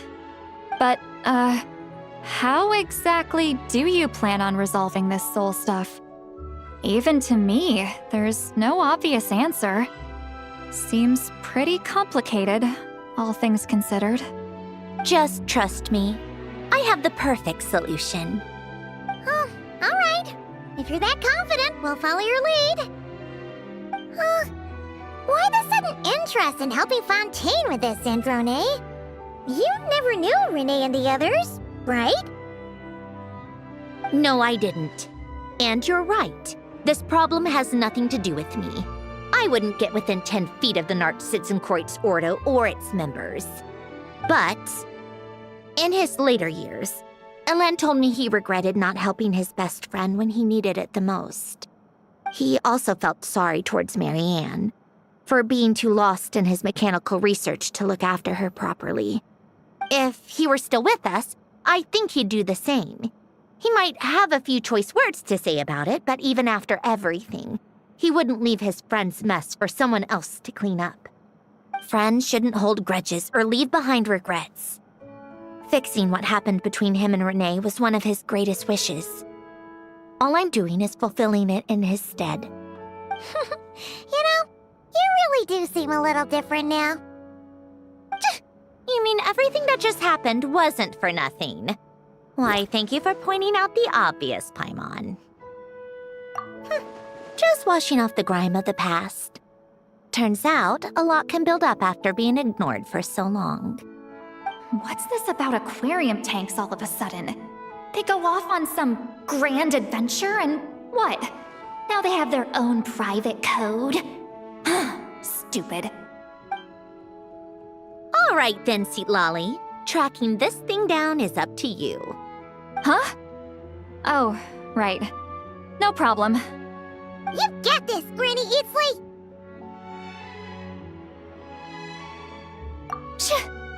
You! Come with me to Hotel de Boer for a drink. Right now. Why? Because I said so! Miss Guillotin, I'll report back on the location tomorrow morning. Just need a drink or two first to bolster me up. Well, don't let me keep you. All right, you. Time to go. I've got scores that need settling. Huh?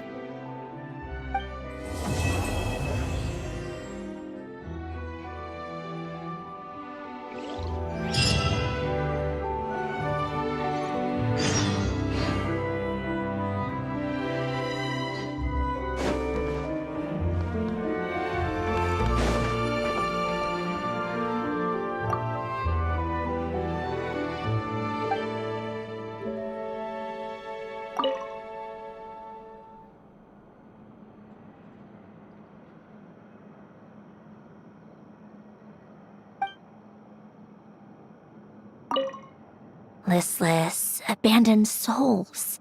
An accumulation of resentment and filth.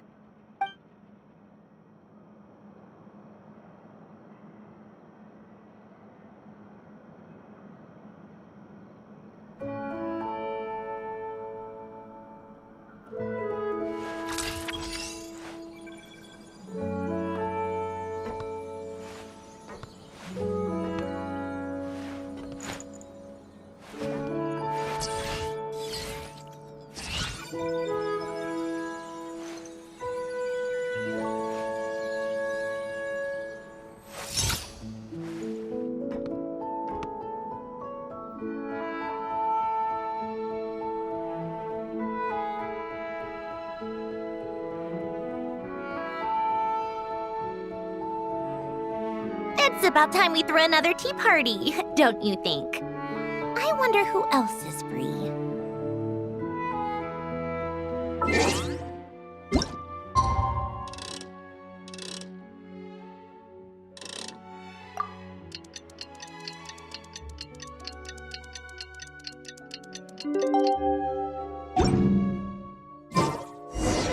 Time to meet up with Sandrone! Wonder if St. Lolly was able to pinpoint the location. Well, we should know soon. Let's just hope it all works out.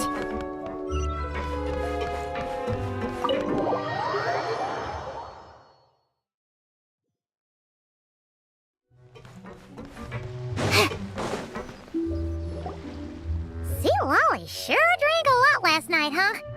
Wonder if she's even awake. Good morning. Columbina! Oh, you sure know how to make an entrance. What are you doing here? We just finished filming a last-minute scene, so I came up to get some fresh air. The others are still down below discussing what the final scene should be. You mean, how it should end? Yes, they're torn between whether the heroine should reunite with her old friend or not. Ah, because the whole point is that she came to her friend's homeland to search for her, right? Oh, Paimon almost forgot the plot! Yes. Director Farina and Miss Chiori think a tragic ending where the two never meet would be more poignant. But Director Xavier thinks having the two reunite would make for a more touching and heartwarming ending. Me? I'm not sure. On a personal level, of course I want to see her again. Of course I want to experience that moment where we reunite. Even if it's just for the cameras. But that means an actor would have to take her place. And that makes me feel... Oh. Huh? Yeah, don't look so worried. Making a film is supposed to be fun. But besides, it's all gonna work out. You can trust Paimon on that. Work out? How? Well, you know. Yep, exactly. Okay, I trust you. I'll just focus on having fun for now. Well, well, look who we have here. Traveler and Paimon. Oh, the lighting specialist and clapper loader that never were.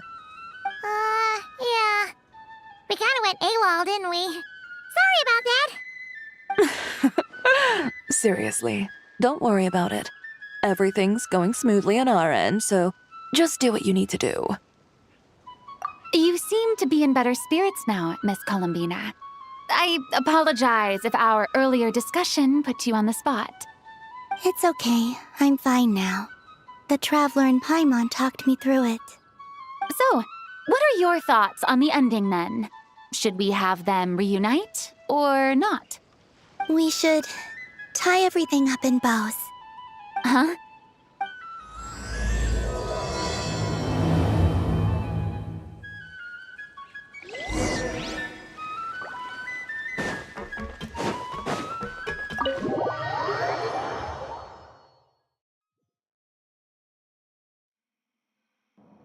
Lolly, we're here! Oh, right on time.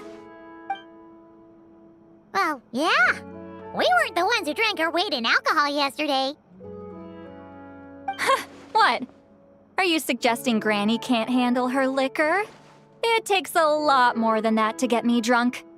Really? 'Cause, you stopped making sense after a while. Did I? Huh. News to me.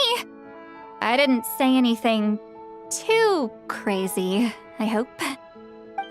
Let's see. You spent half an hour bad-mouthing Auroron, half an hour complaining about work, an hour talking about light novels, and, Paimon kind of fell asleep after that.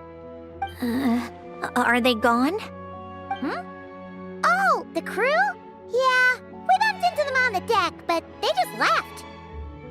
Wait, but now that everything with your core is sorted out, what's stopping you from seeing Columbina? She misses you a lot. I just want to deal with this mess first. Besides, this is a perfect chance to make her jump for once. I have to plan it out more. But enough about that. Were you able to pinpoint the location of our target? Of course! When Granny Eatsley promises something, she delivers. Great, let's see. Morte region. Wait, this is the Tower of Gestalt. The place the souls were severed. Is that the source of the resentment? Or is it the Narcissenkreuz Ordo in general? Let me come with. This thing's movement isn't fixed. If it's not at this location when we get there, I can use a ritual to summon it. You've already gone to more than enough trouble. I don't mind. These old bones have nothing better to do anyway. Summoning a spirit isn't going to do me in. Besides, if I don't go, they'll just have more inside jokes I can't join in on. All right then. I appreciate it. Ha! There's no time to lose! Let's head out!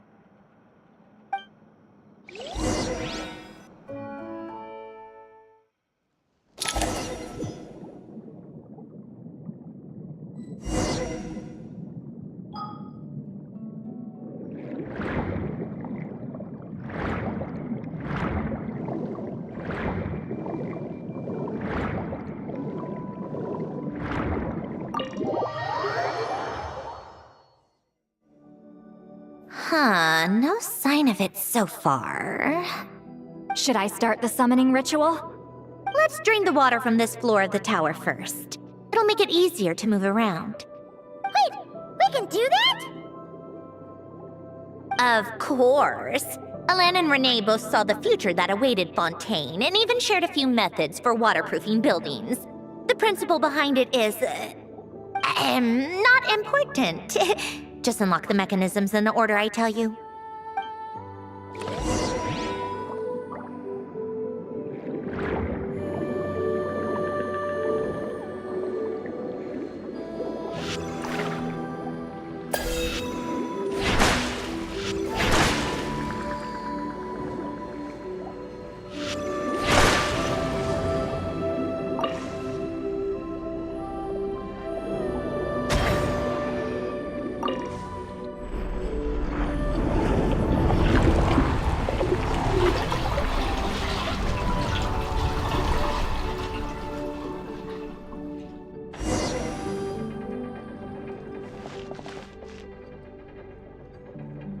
Lightning Slash!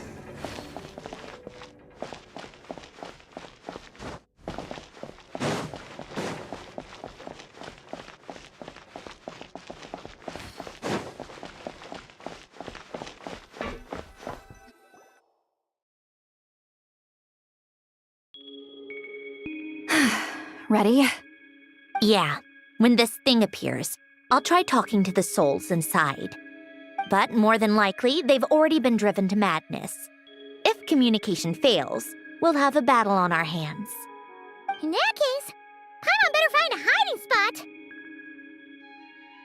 If a fight does break out, I should be the one to deliver the final blow. Trust me on that. Understood. All right, I need quiet. Wandering spirits drifting along the tides. Hear me now. Broken souls, silenced, torn apart, and forsaken. Follow the traces of the past and return to us. Let resentment recognize resentment. Let vile entities be drawn together. And in this place, take form once more.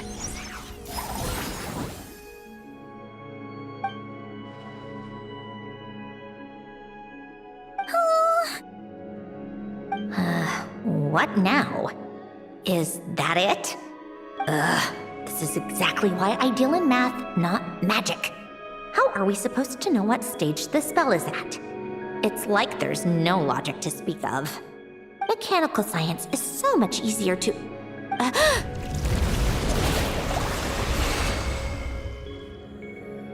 Watch out!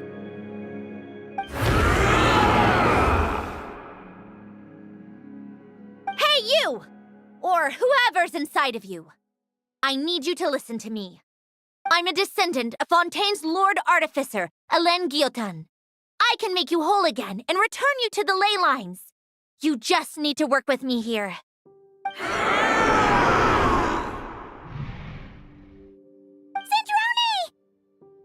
Sandrone! Looks like talking this out is off the table. All right, plan B. Time to blow off some steam.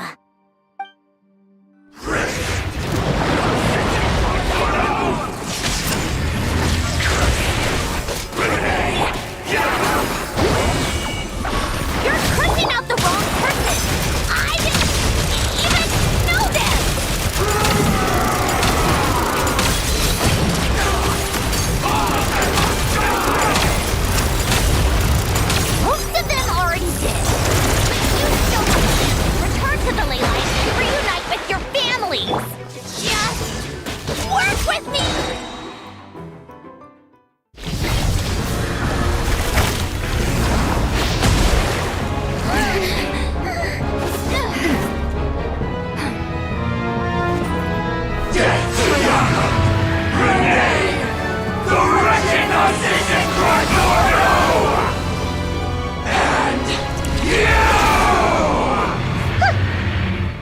I'm not like them.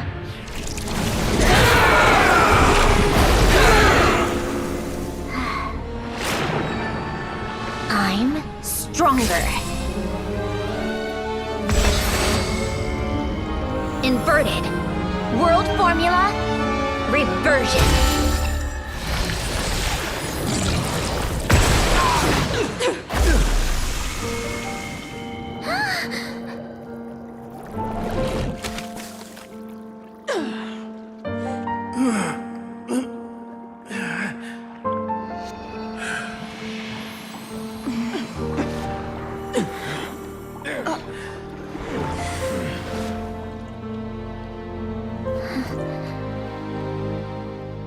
Be at peace among the tides.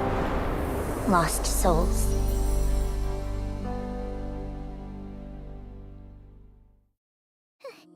Is it over? Yep, told you it'd be a piece of cake. How did you do that back there? That creature was nothing special. Add a bunch of souls with nowhere to go, a touch of malicious energy, a few impurities, and a whole lot of resentment. And that's what you get.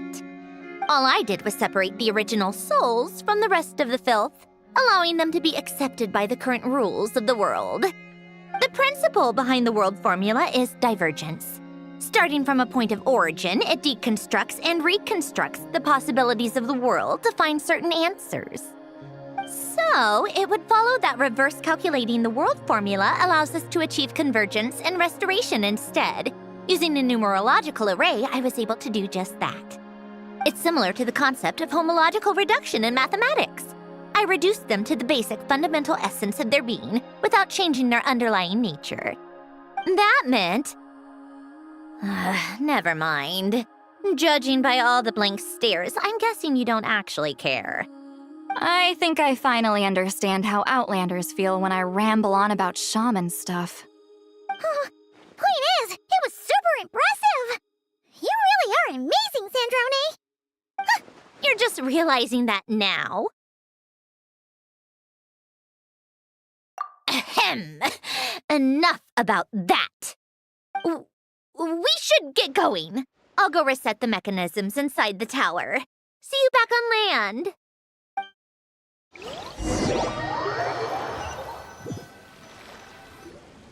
Well, that's one old mess for the books. Glad to have that over and done with.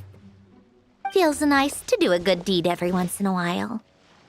You helped everyone out a bunch and not cry, too. Kinda seems like you're just a good person at heart. I wouldn't be so sure. I'll be heading back to the Fatui soon enough. You two are too trusting sometimes. Fine. Just don't say I didn't warn you when it comes back to bite you. Well, where to next? Back to the ship? Yeah, your personal business, then our Sitzenkreuz thing, it's all resolved. That means you can see the people that need seeing now, right, Sandrone? Oh, everyone's gonna be so happy you're back! You wouldn't catch me dead admitting to this before, but... yeah, I really have missed everyone. Columbina's a special case, though. This time, I'm definitely getting her back for all her annoying antics over the years.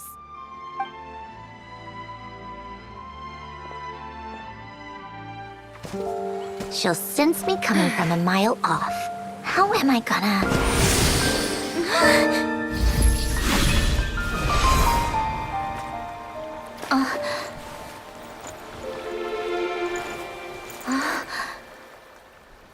Sandrone?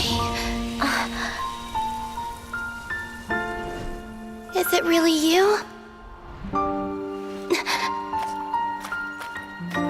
You're back? You didn't tell me. You avoided me. Why?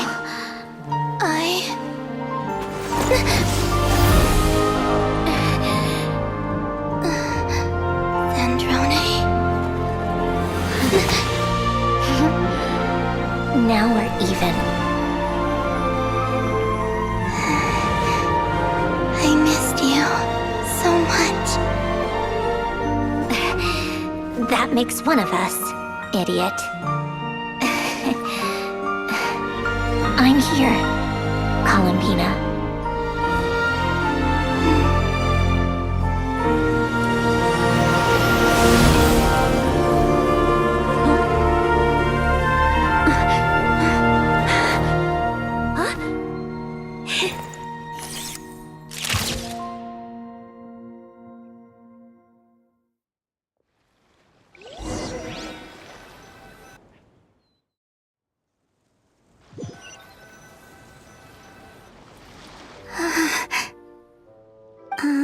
Sandrone.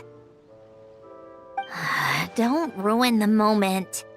Or I'll start thinking about how you teleported me to a random location after I explicitly told you to stop doing that. And scene! Bravo! Bravo! We got it! This is exactly the ending I was hoping for. Huh? Where did you just go, Miss Columbina? You vanished! And then the next second you were back hugging this, new friend here. That was all on camera? Yeah. Well, the camera was already rolling and it happened so fast, so yeah. Hold on. This must be... Yep, my best friend. The one I was looking for. I never thought I'd actually get to see her again. I'm just so happy. Plus, the film got a happy ending too. It's all thanks to you, Sandrone. Sandrone? You couldn't stop being annoying for 1 second! Columbina!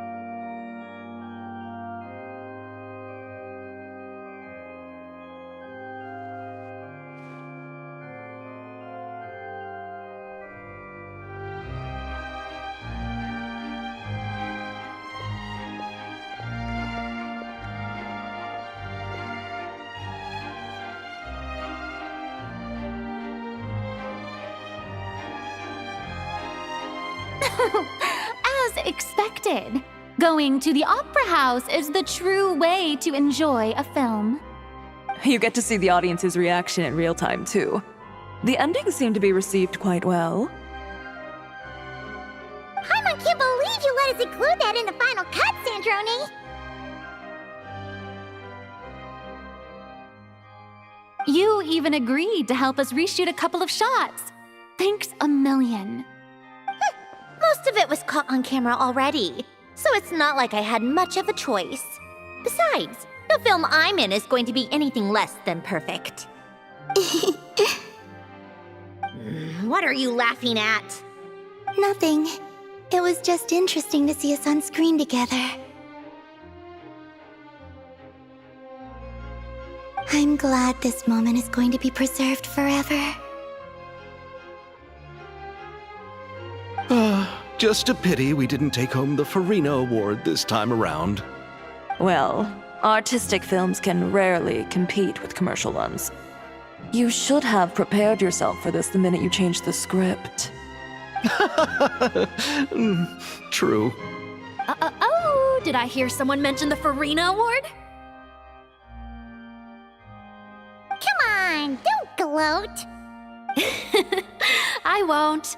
Our crew winning the Farina Award was a team effort after all. Costume design, script adaptation. Ooh, and the practical effects were so realistic. The flames and explosions even made me jump while we were filming. A lot of the effects were based on actual items the Special Patrol confiscated from criminals. Who knew they'd serve another purpose, right? But it turned out amazing! Really brought the thrilling scenes from the novel to life. Fontaine's film industry is seriously impressive. Which film did you vote for, Silali? Isn't it obvious? Great Detective Herlock, of course! That's the whole reason I'm here! You all should be proud, though. A lot of critics are saying really good things about your film, too. Longing and loss, searching for something even after it's gone. It's a film that makes you think about life and how important it is to explore those themes. Well, that is what the art of storytelling is for. Watching a film with friends is so much fun! There's so much to talk about! Ooh, let's throw a celebration later then! We're all old friends. Oh, we could find a place and chat to our heart's content. How about the Wingalette? That's perfect! Friends and family are more than welcome too. So if you want to bring people, don't be shy. You all can head over first and make yourselves at home. I'll bring over some refreshments in a bit. I just have one more stop to make first. Can I come? Fine. Not like you'd listen if I tried to stop you.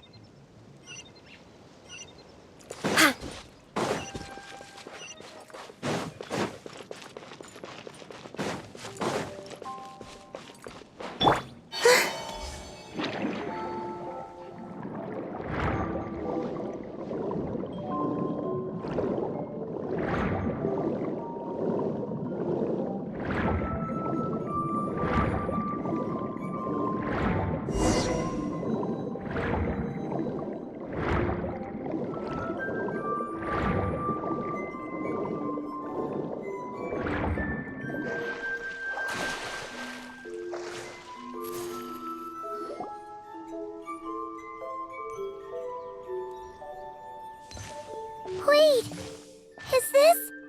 Yes. Here lies Lord Artificer, Elaine Gaeltan. This is his grave. Oh.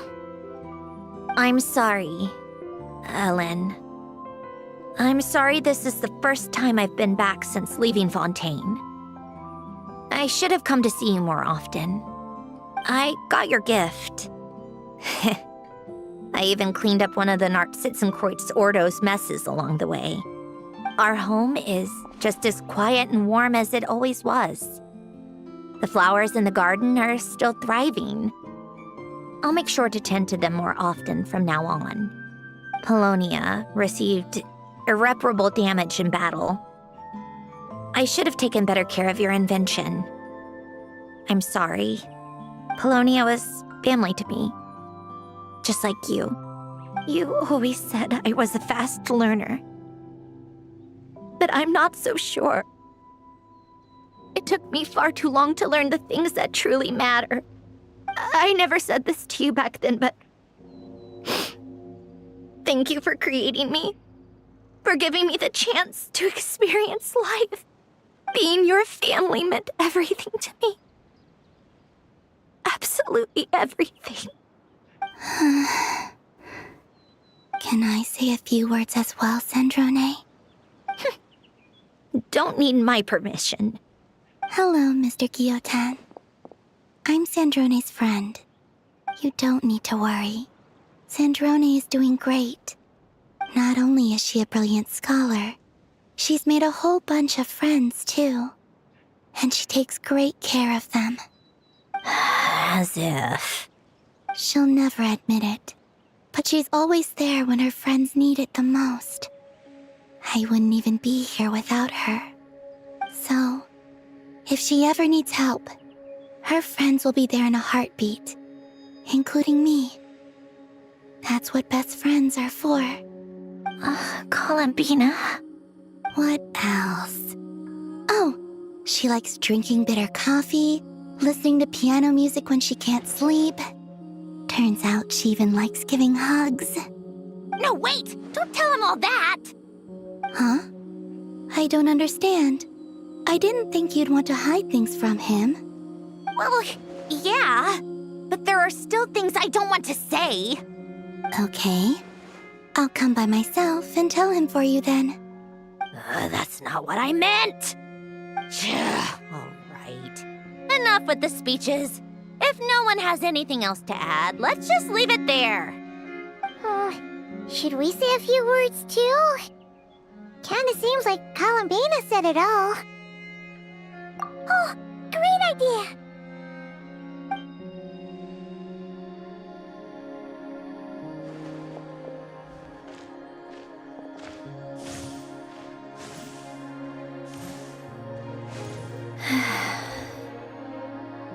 Goodbye, Ellen.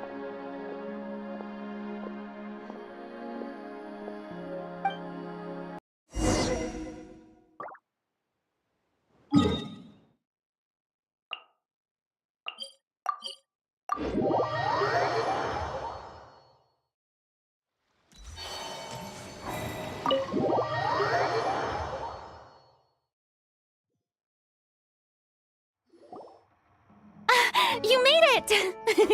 The party's already started. Oh, but, you didn't bring anyone else along? I thought you headed out to invite some friends. We did invite a friend, actually. She'll be here soon. She's even bringing some desserts to have over tea.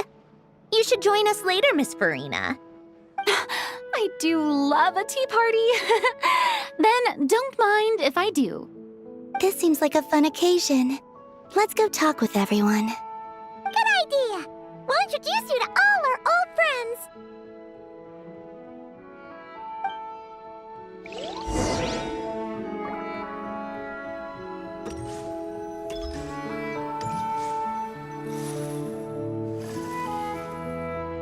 Wait a second! Mr. Baptiste and Veronique! You're here! Friends of yours? Veronique is the prop manager for Musketeer Pictures, and Mr. Baptiste is the author of The Two Musketeers. Yeah, former prop manager. Now we're just two criminals serving our time. Thanks to Duke Risley and Nurse Sijwin looking out for us. Not too bad, actually. You make it sound like I'm giving you special treatment. I just think the method of justice you chose to pursue is one people can respect. You are far too modest, Your Grace. The only reason we were even able to come to the surface for the festival is because you fought for it. It's also just good for the physical and mental health of the prisoners in general. Anyway, I suppose I have you to thank for keeping the Wingolid in such good shape. I never knew she could look so striking. I didn't do anything special. It was mostly the Traveler and the others. Don't sell yourself short, Miss Guillotin. You are the current captain, after all. In light of that, I have to ask, do you mind if I leave up some of the installations so the people back at the fortress can also enjoy the aquarium? Huh? Like I said before, I just think it would be good for the inmates who clean and maintain the Wingolid to see their work put to good use. Besides, maintaining an aquarium is sure to be a lot more interesting than scrubbing rust off the walls and deck. Of course I don't mind. I'm grateful you even want to keep it. Great. Then it's decided. That's amazing, Sandrone. We should go hang out at the Fortress of Meripede later, then. You do know you just invited me to hang out in prison, don't you?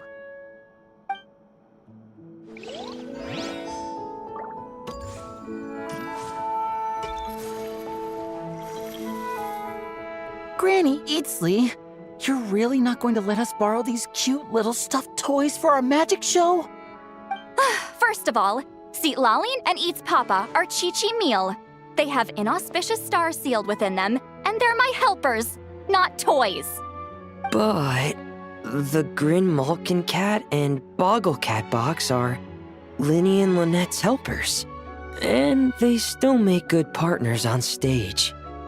Agreed. We've never had a Chi-Chi meal pop out of our hats before. It would be quite the surprise. I think the audience would love it. If this was the Masters of the Night Wind, these kids wouldn't have even had the guts to say my name, let alone pester me like this. I'm terrible at dealing with requests like this. Oh, Traveler, quick, save me! You think you're so funny. Lady Sandrone. Lady Columbina. Hello.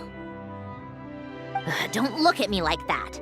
I don't have any mechanisms for you to break. Don't be fooled by my sister's demeanor, Lady Sandrone. She's just as delighted as the rest of us to have you back. Well, I suppose when I'm not so busy, I could find some time when Arlecchino is around and bring over a few gifts to the House of the Hearth. You're too kind, Lady Sandrone. I'm sure just your visit alone would make Father more than happy. I just need to borrow them for a bit. I'll pull them out of my hat, give them a quick hug, then give them straight back. When did hugging become a part of it? Oh! I could lend you pair, so you have something to hug in the meantime. He gives really good hugs. I don't need something to hug in the meantime. The issue was never the hugs. How about this? You can have 2 VIP tickets right next to each other. Excellent view. Right next to each other?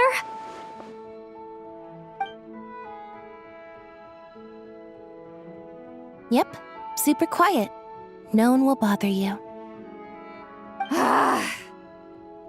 I'm sure you'll have a great time. Fine.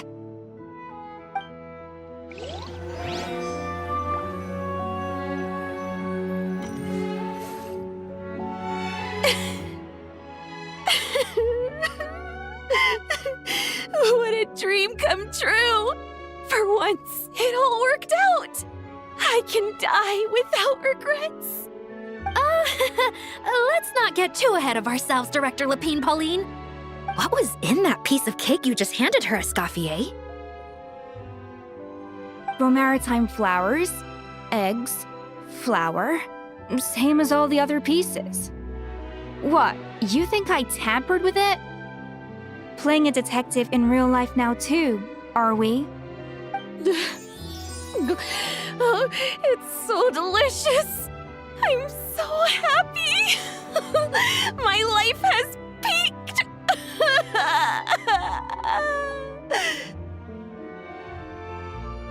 Miss Lapine Pauline, look who I brought!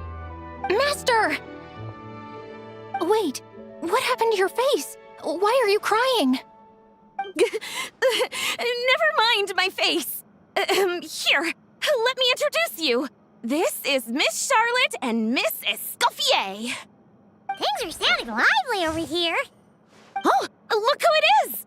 Perfect timing. I was so busy with the shoot, I feel like we barely got to talk. And the elusive Miss Guillotin. It's great to see you. Thank you so much for letting us use the boat free of charge. That was so generous of you. Oh, right. Introductions. This is Miss Charlotte and Miss Escoffier. That's kind of you, but I didn't really do anything. If you want to thank someone, it should be the Duke or the people who keep the boat in such good shape. Right. I'll head over in a bit and do just that. Miss Columbina? Yes? Could I interview you sometime? I'll treat you to some gâteau de bord for the trouble. There's only a limited amount available each day. Oh, but it's an absolute must-try when you're in Fontaine. Oh, sure. Bold of you to use my own cake as a bribe right in front of me. You know what? When else are we all going to be together like this? Come on, everyone! Grab your drinks!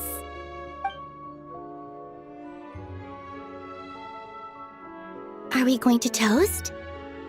Yup! Come on! Sante!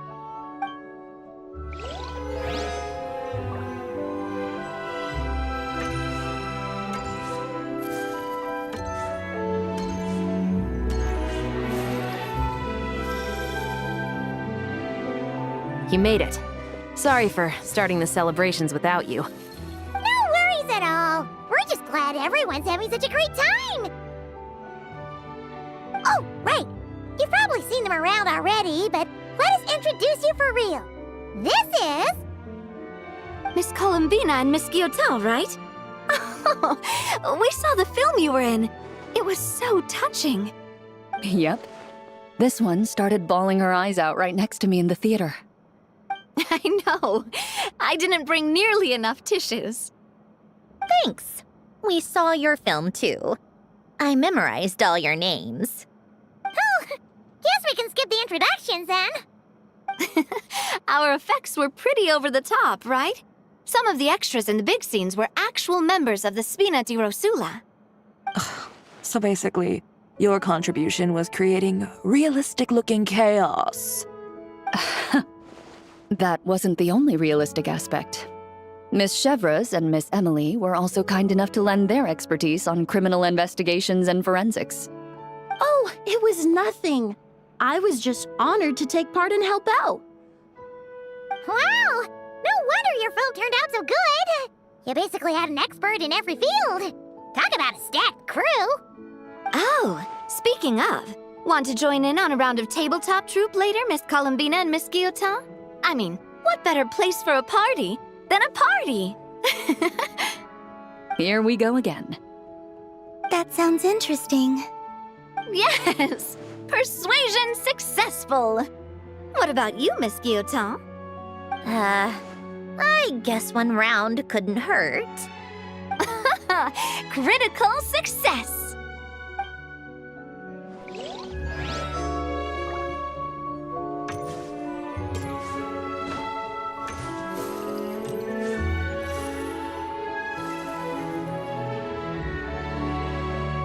Nervalette! You came to the celebration too! Yes. I can only hope my presence does not make anyone ill at ease. Who's this? All right! This is Nervalette, the Eudex of Fontaine. And this is Columbina and Sandrone. Greetings. Hello. These two must be the Fatus and former Fatus related to the recent incident in Nodcry. I read about them in the diplomatic report. The Eudex? Oh, the dragon that cries a lot. Oh, well... Jeez, Columbina. That's your takeaway from all those Fatui meetings? Seriously? Is that truly how I'm portrayed in the Fatui's intelligence? You must put a lot of people in prison then. Well, it would be more accurate to say I pass judgment on their crimes. All trials in Fontaine strive for fairness and justice, so as to avoid imprisoning the innocent. So, only the people who deserve it get sent to prison. Well, deserve is quite a subjective metric, is it not?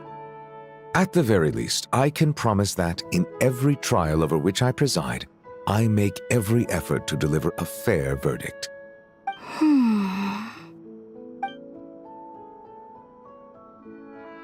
Yeah. Oh, for the love of... what is she doing now? You seem like a good dragon. Not the kind that throws people in prison for no reason. I think we can get along just fine. Well, thank you. Then she punched me because... Sorry, Nervalette. She thinks that's a sign of friendship. Where does she even pick up weird habits like that? Ah, I see. I believe I have observed people on the streets of Fontaine expressing affection in a similar manner. I suppose I now know what it feels like. Yes. Quite, abrupt. You know, these two are surprisingly alike. Oh, looks like Arlecchino's here. Come on, Columbina. Let's go have ourselves a tea party.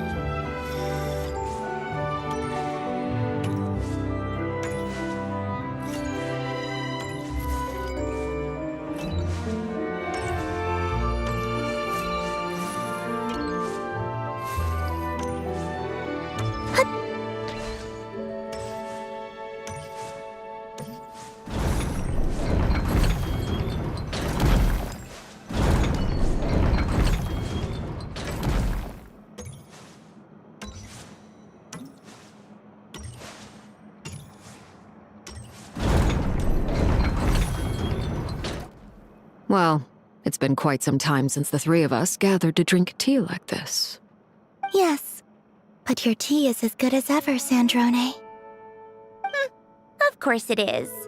The pastries you brought aren't half bad either, Arlecchino. I'm glad to hear it. Are they to your liking, Miss Farina? If I remember correctly, this particular cake is your favorite. Yes, thank you. The tea and pastries are absolutely delicious. I can't believe I'm casually sipping tea with 3 harbingers. Or are some of them former harbingers? Who knows?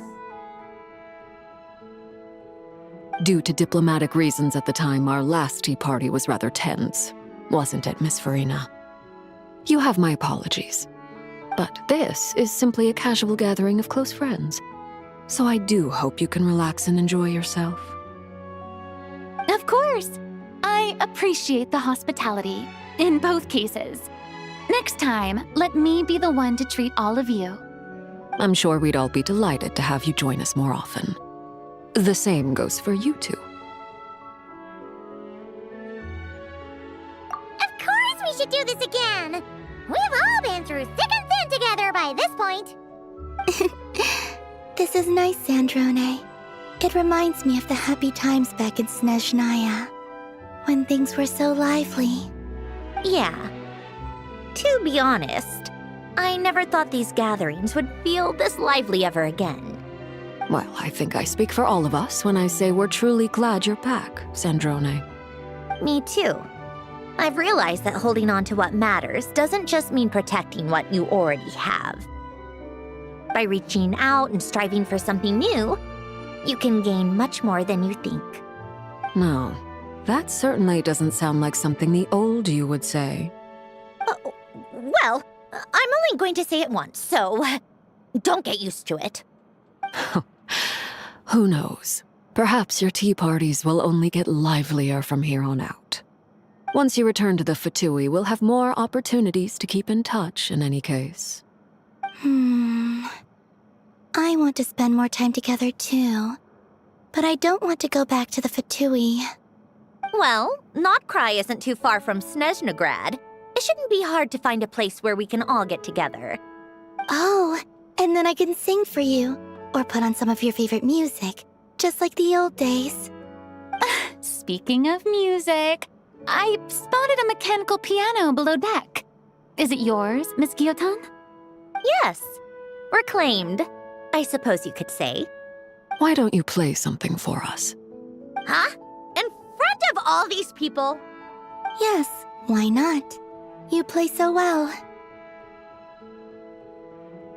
Yeah, come on! Just a little, please? For the love of... Fine! One piece, and that's it.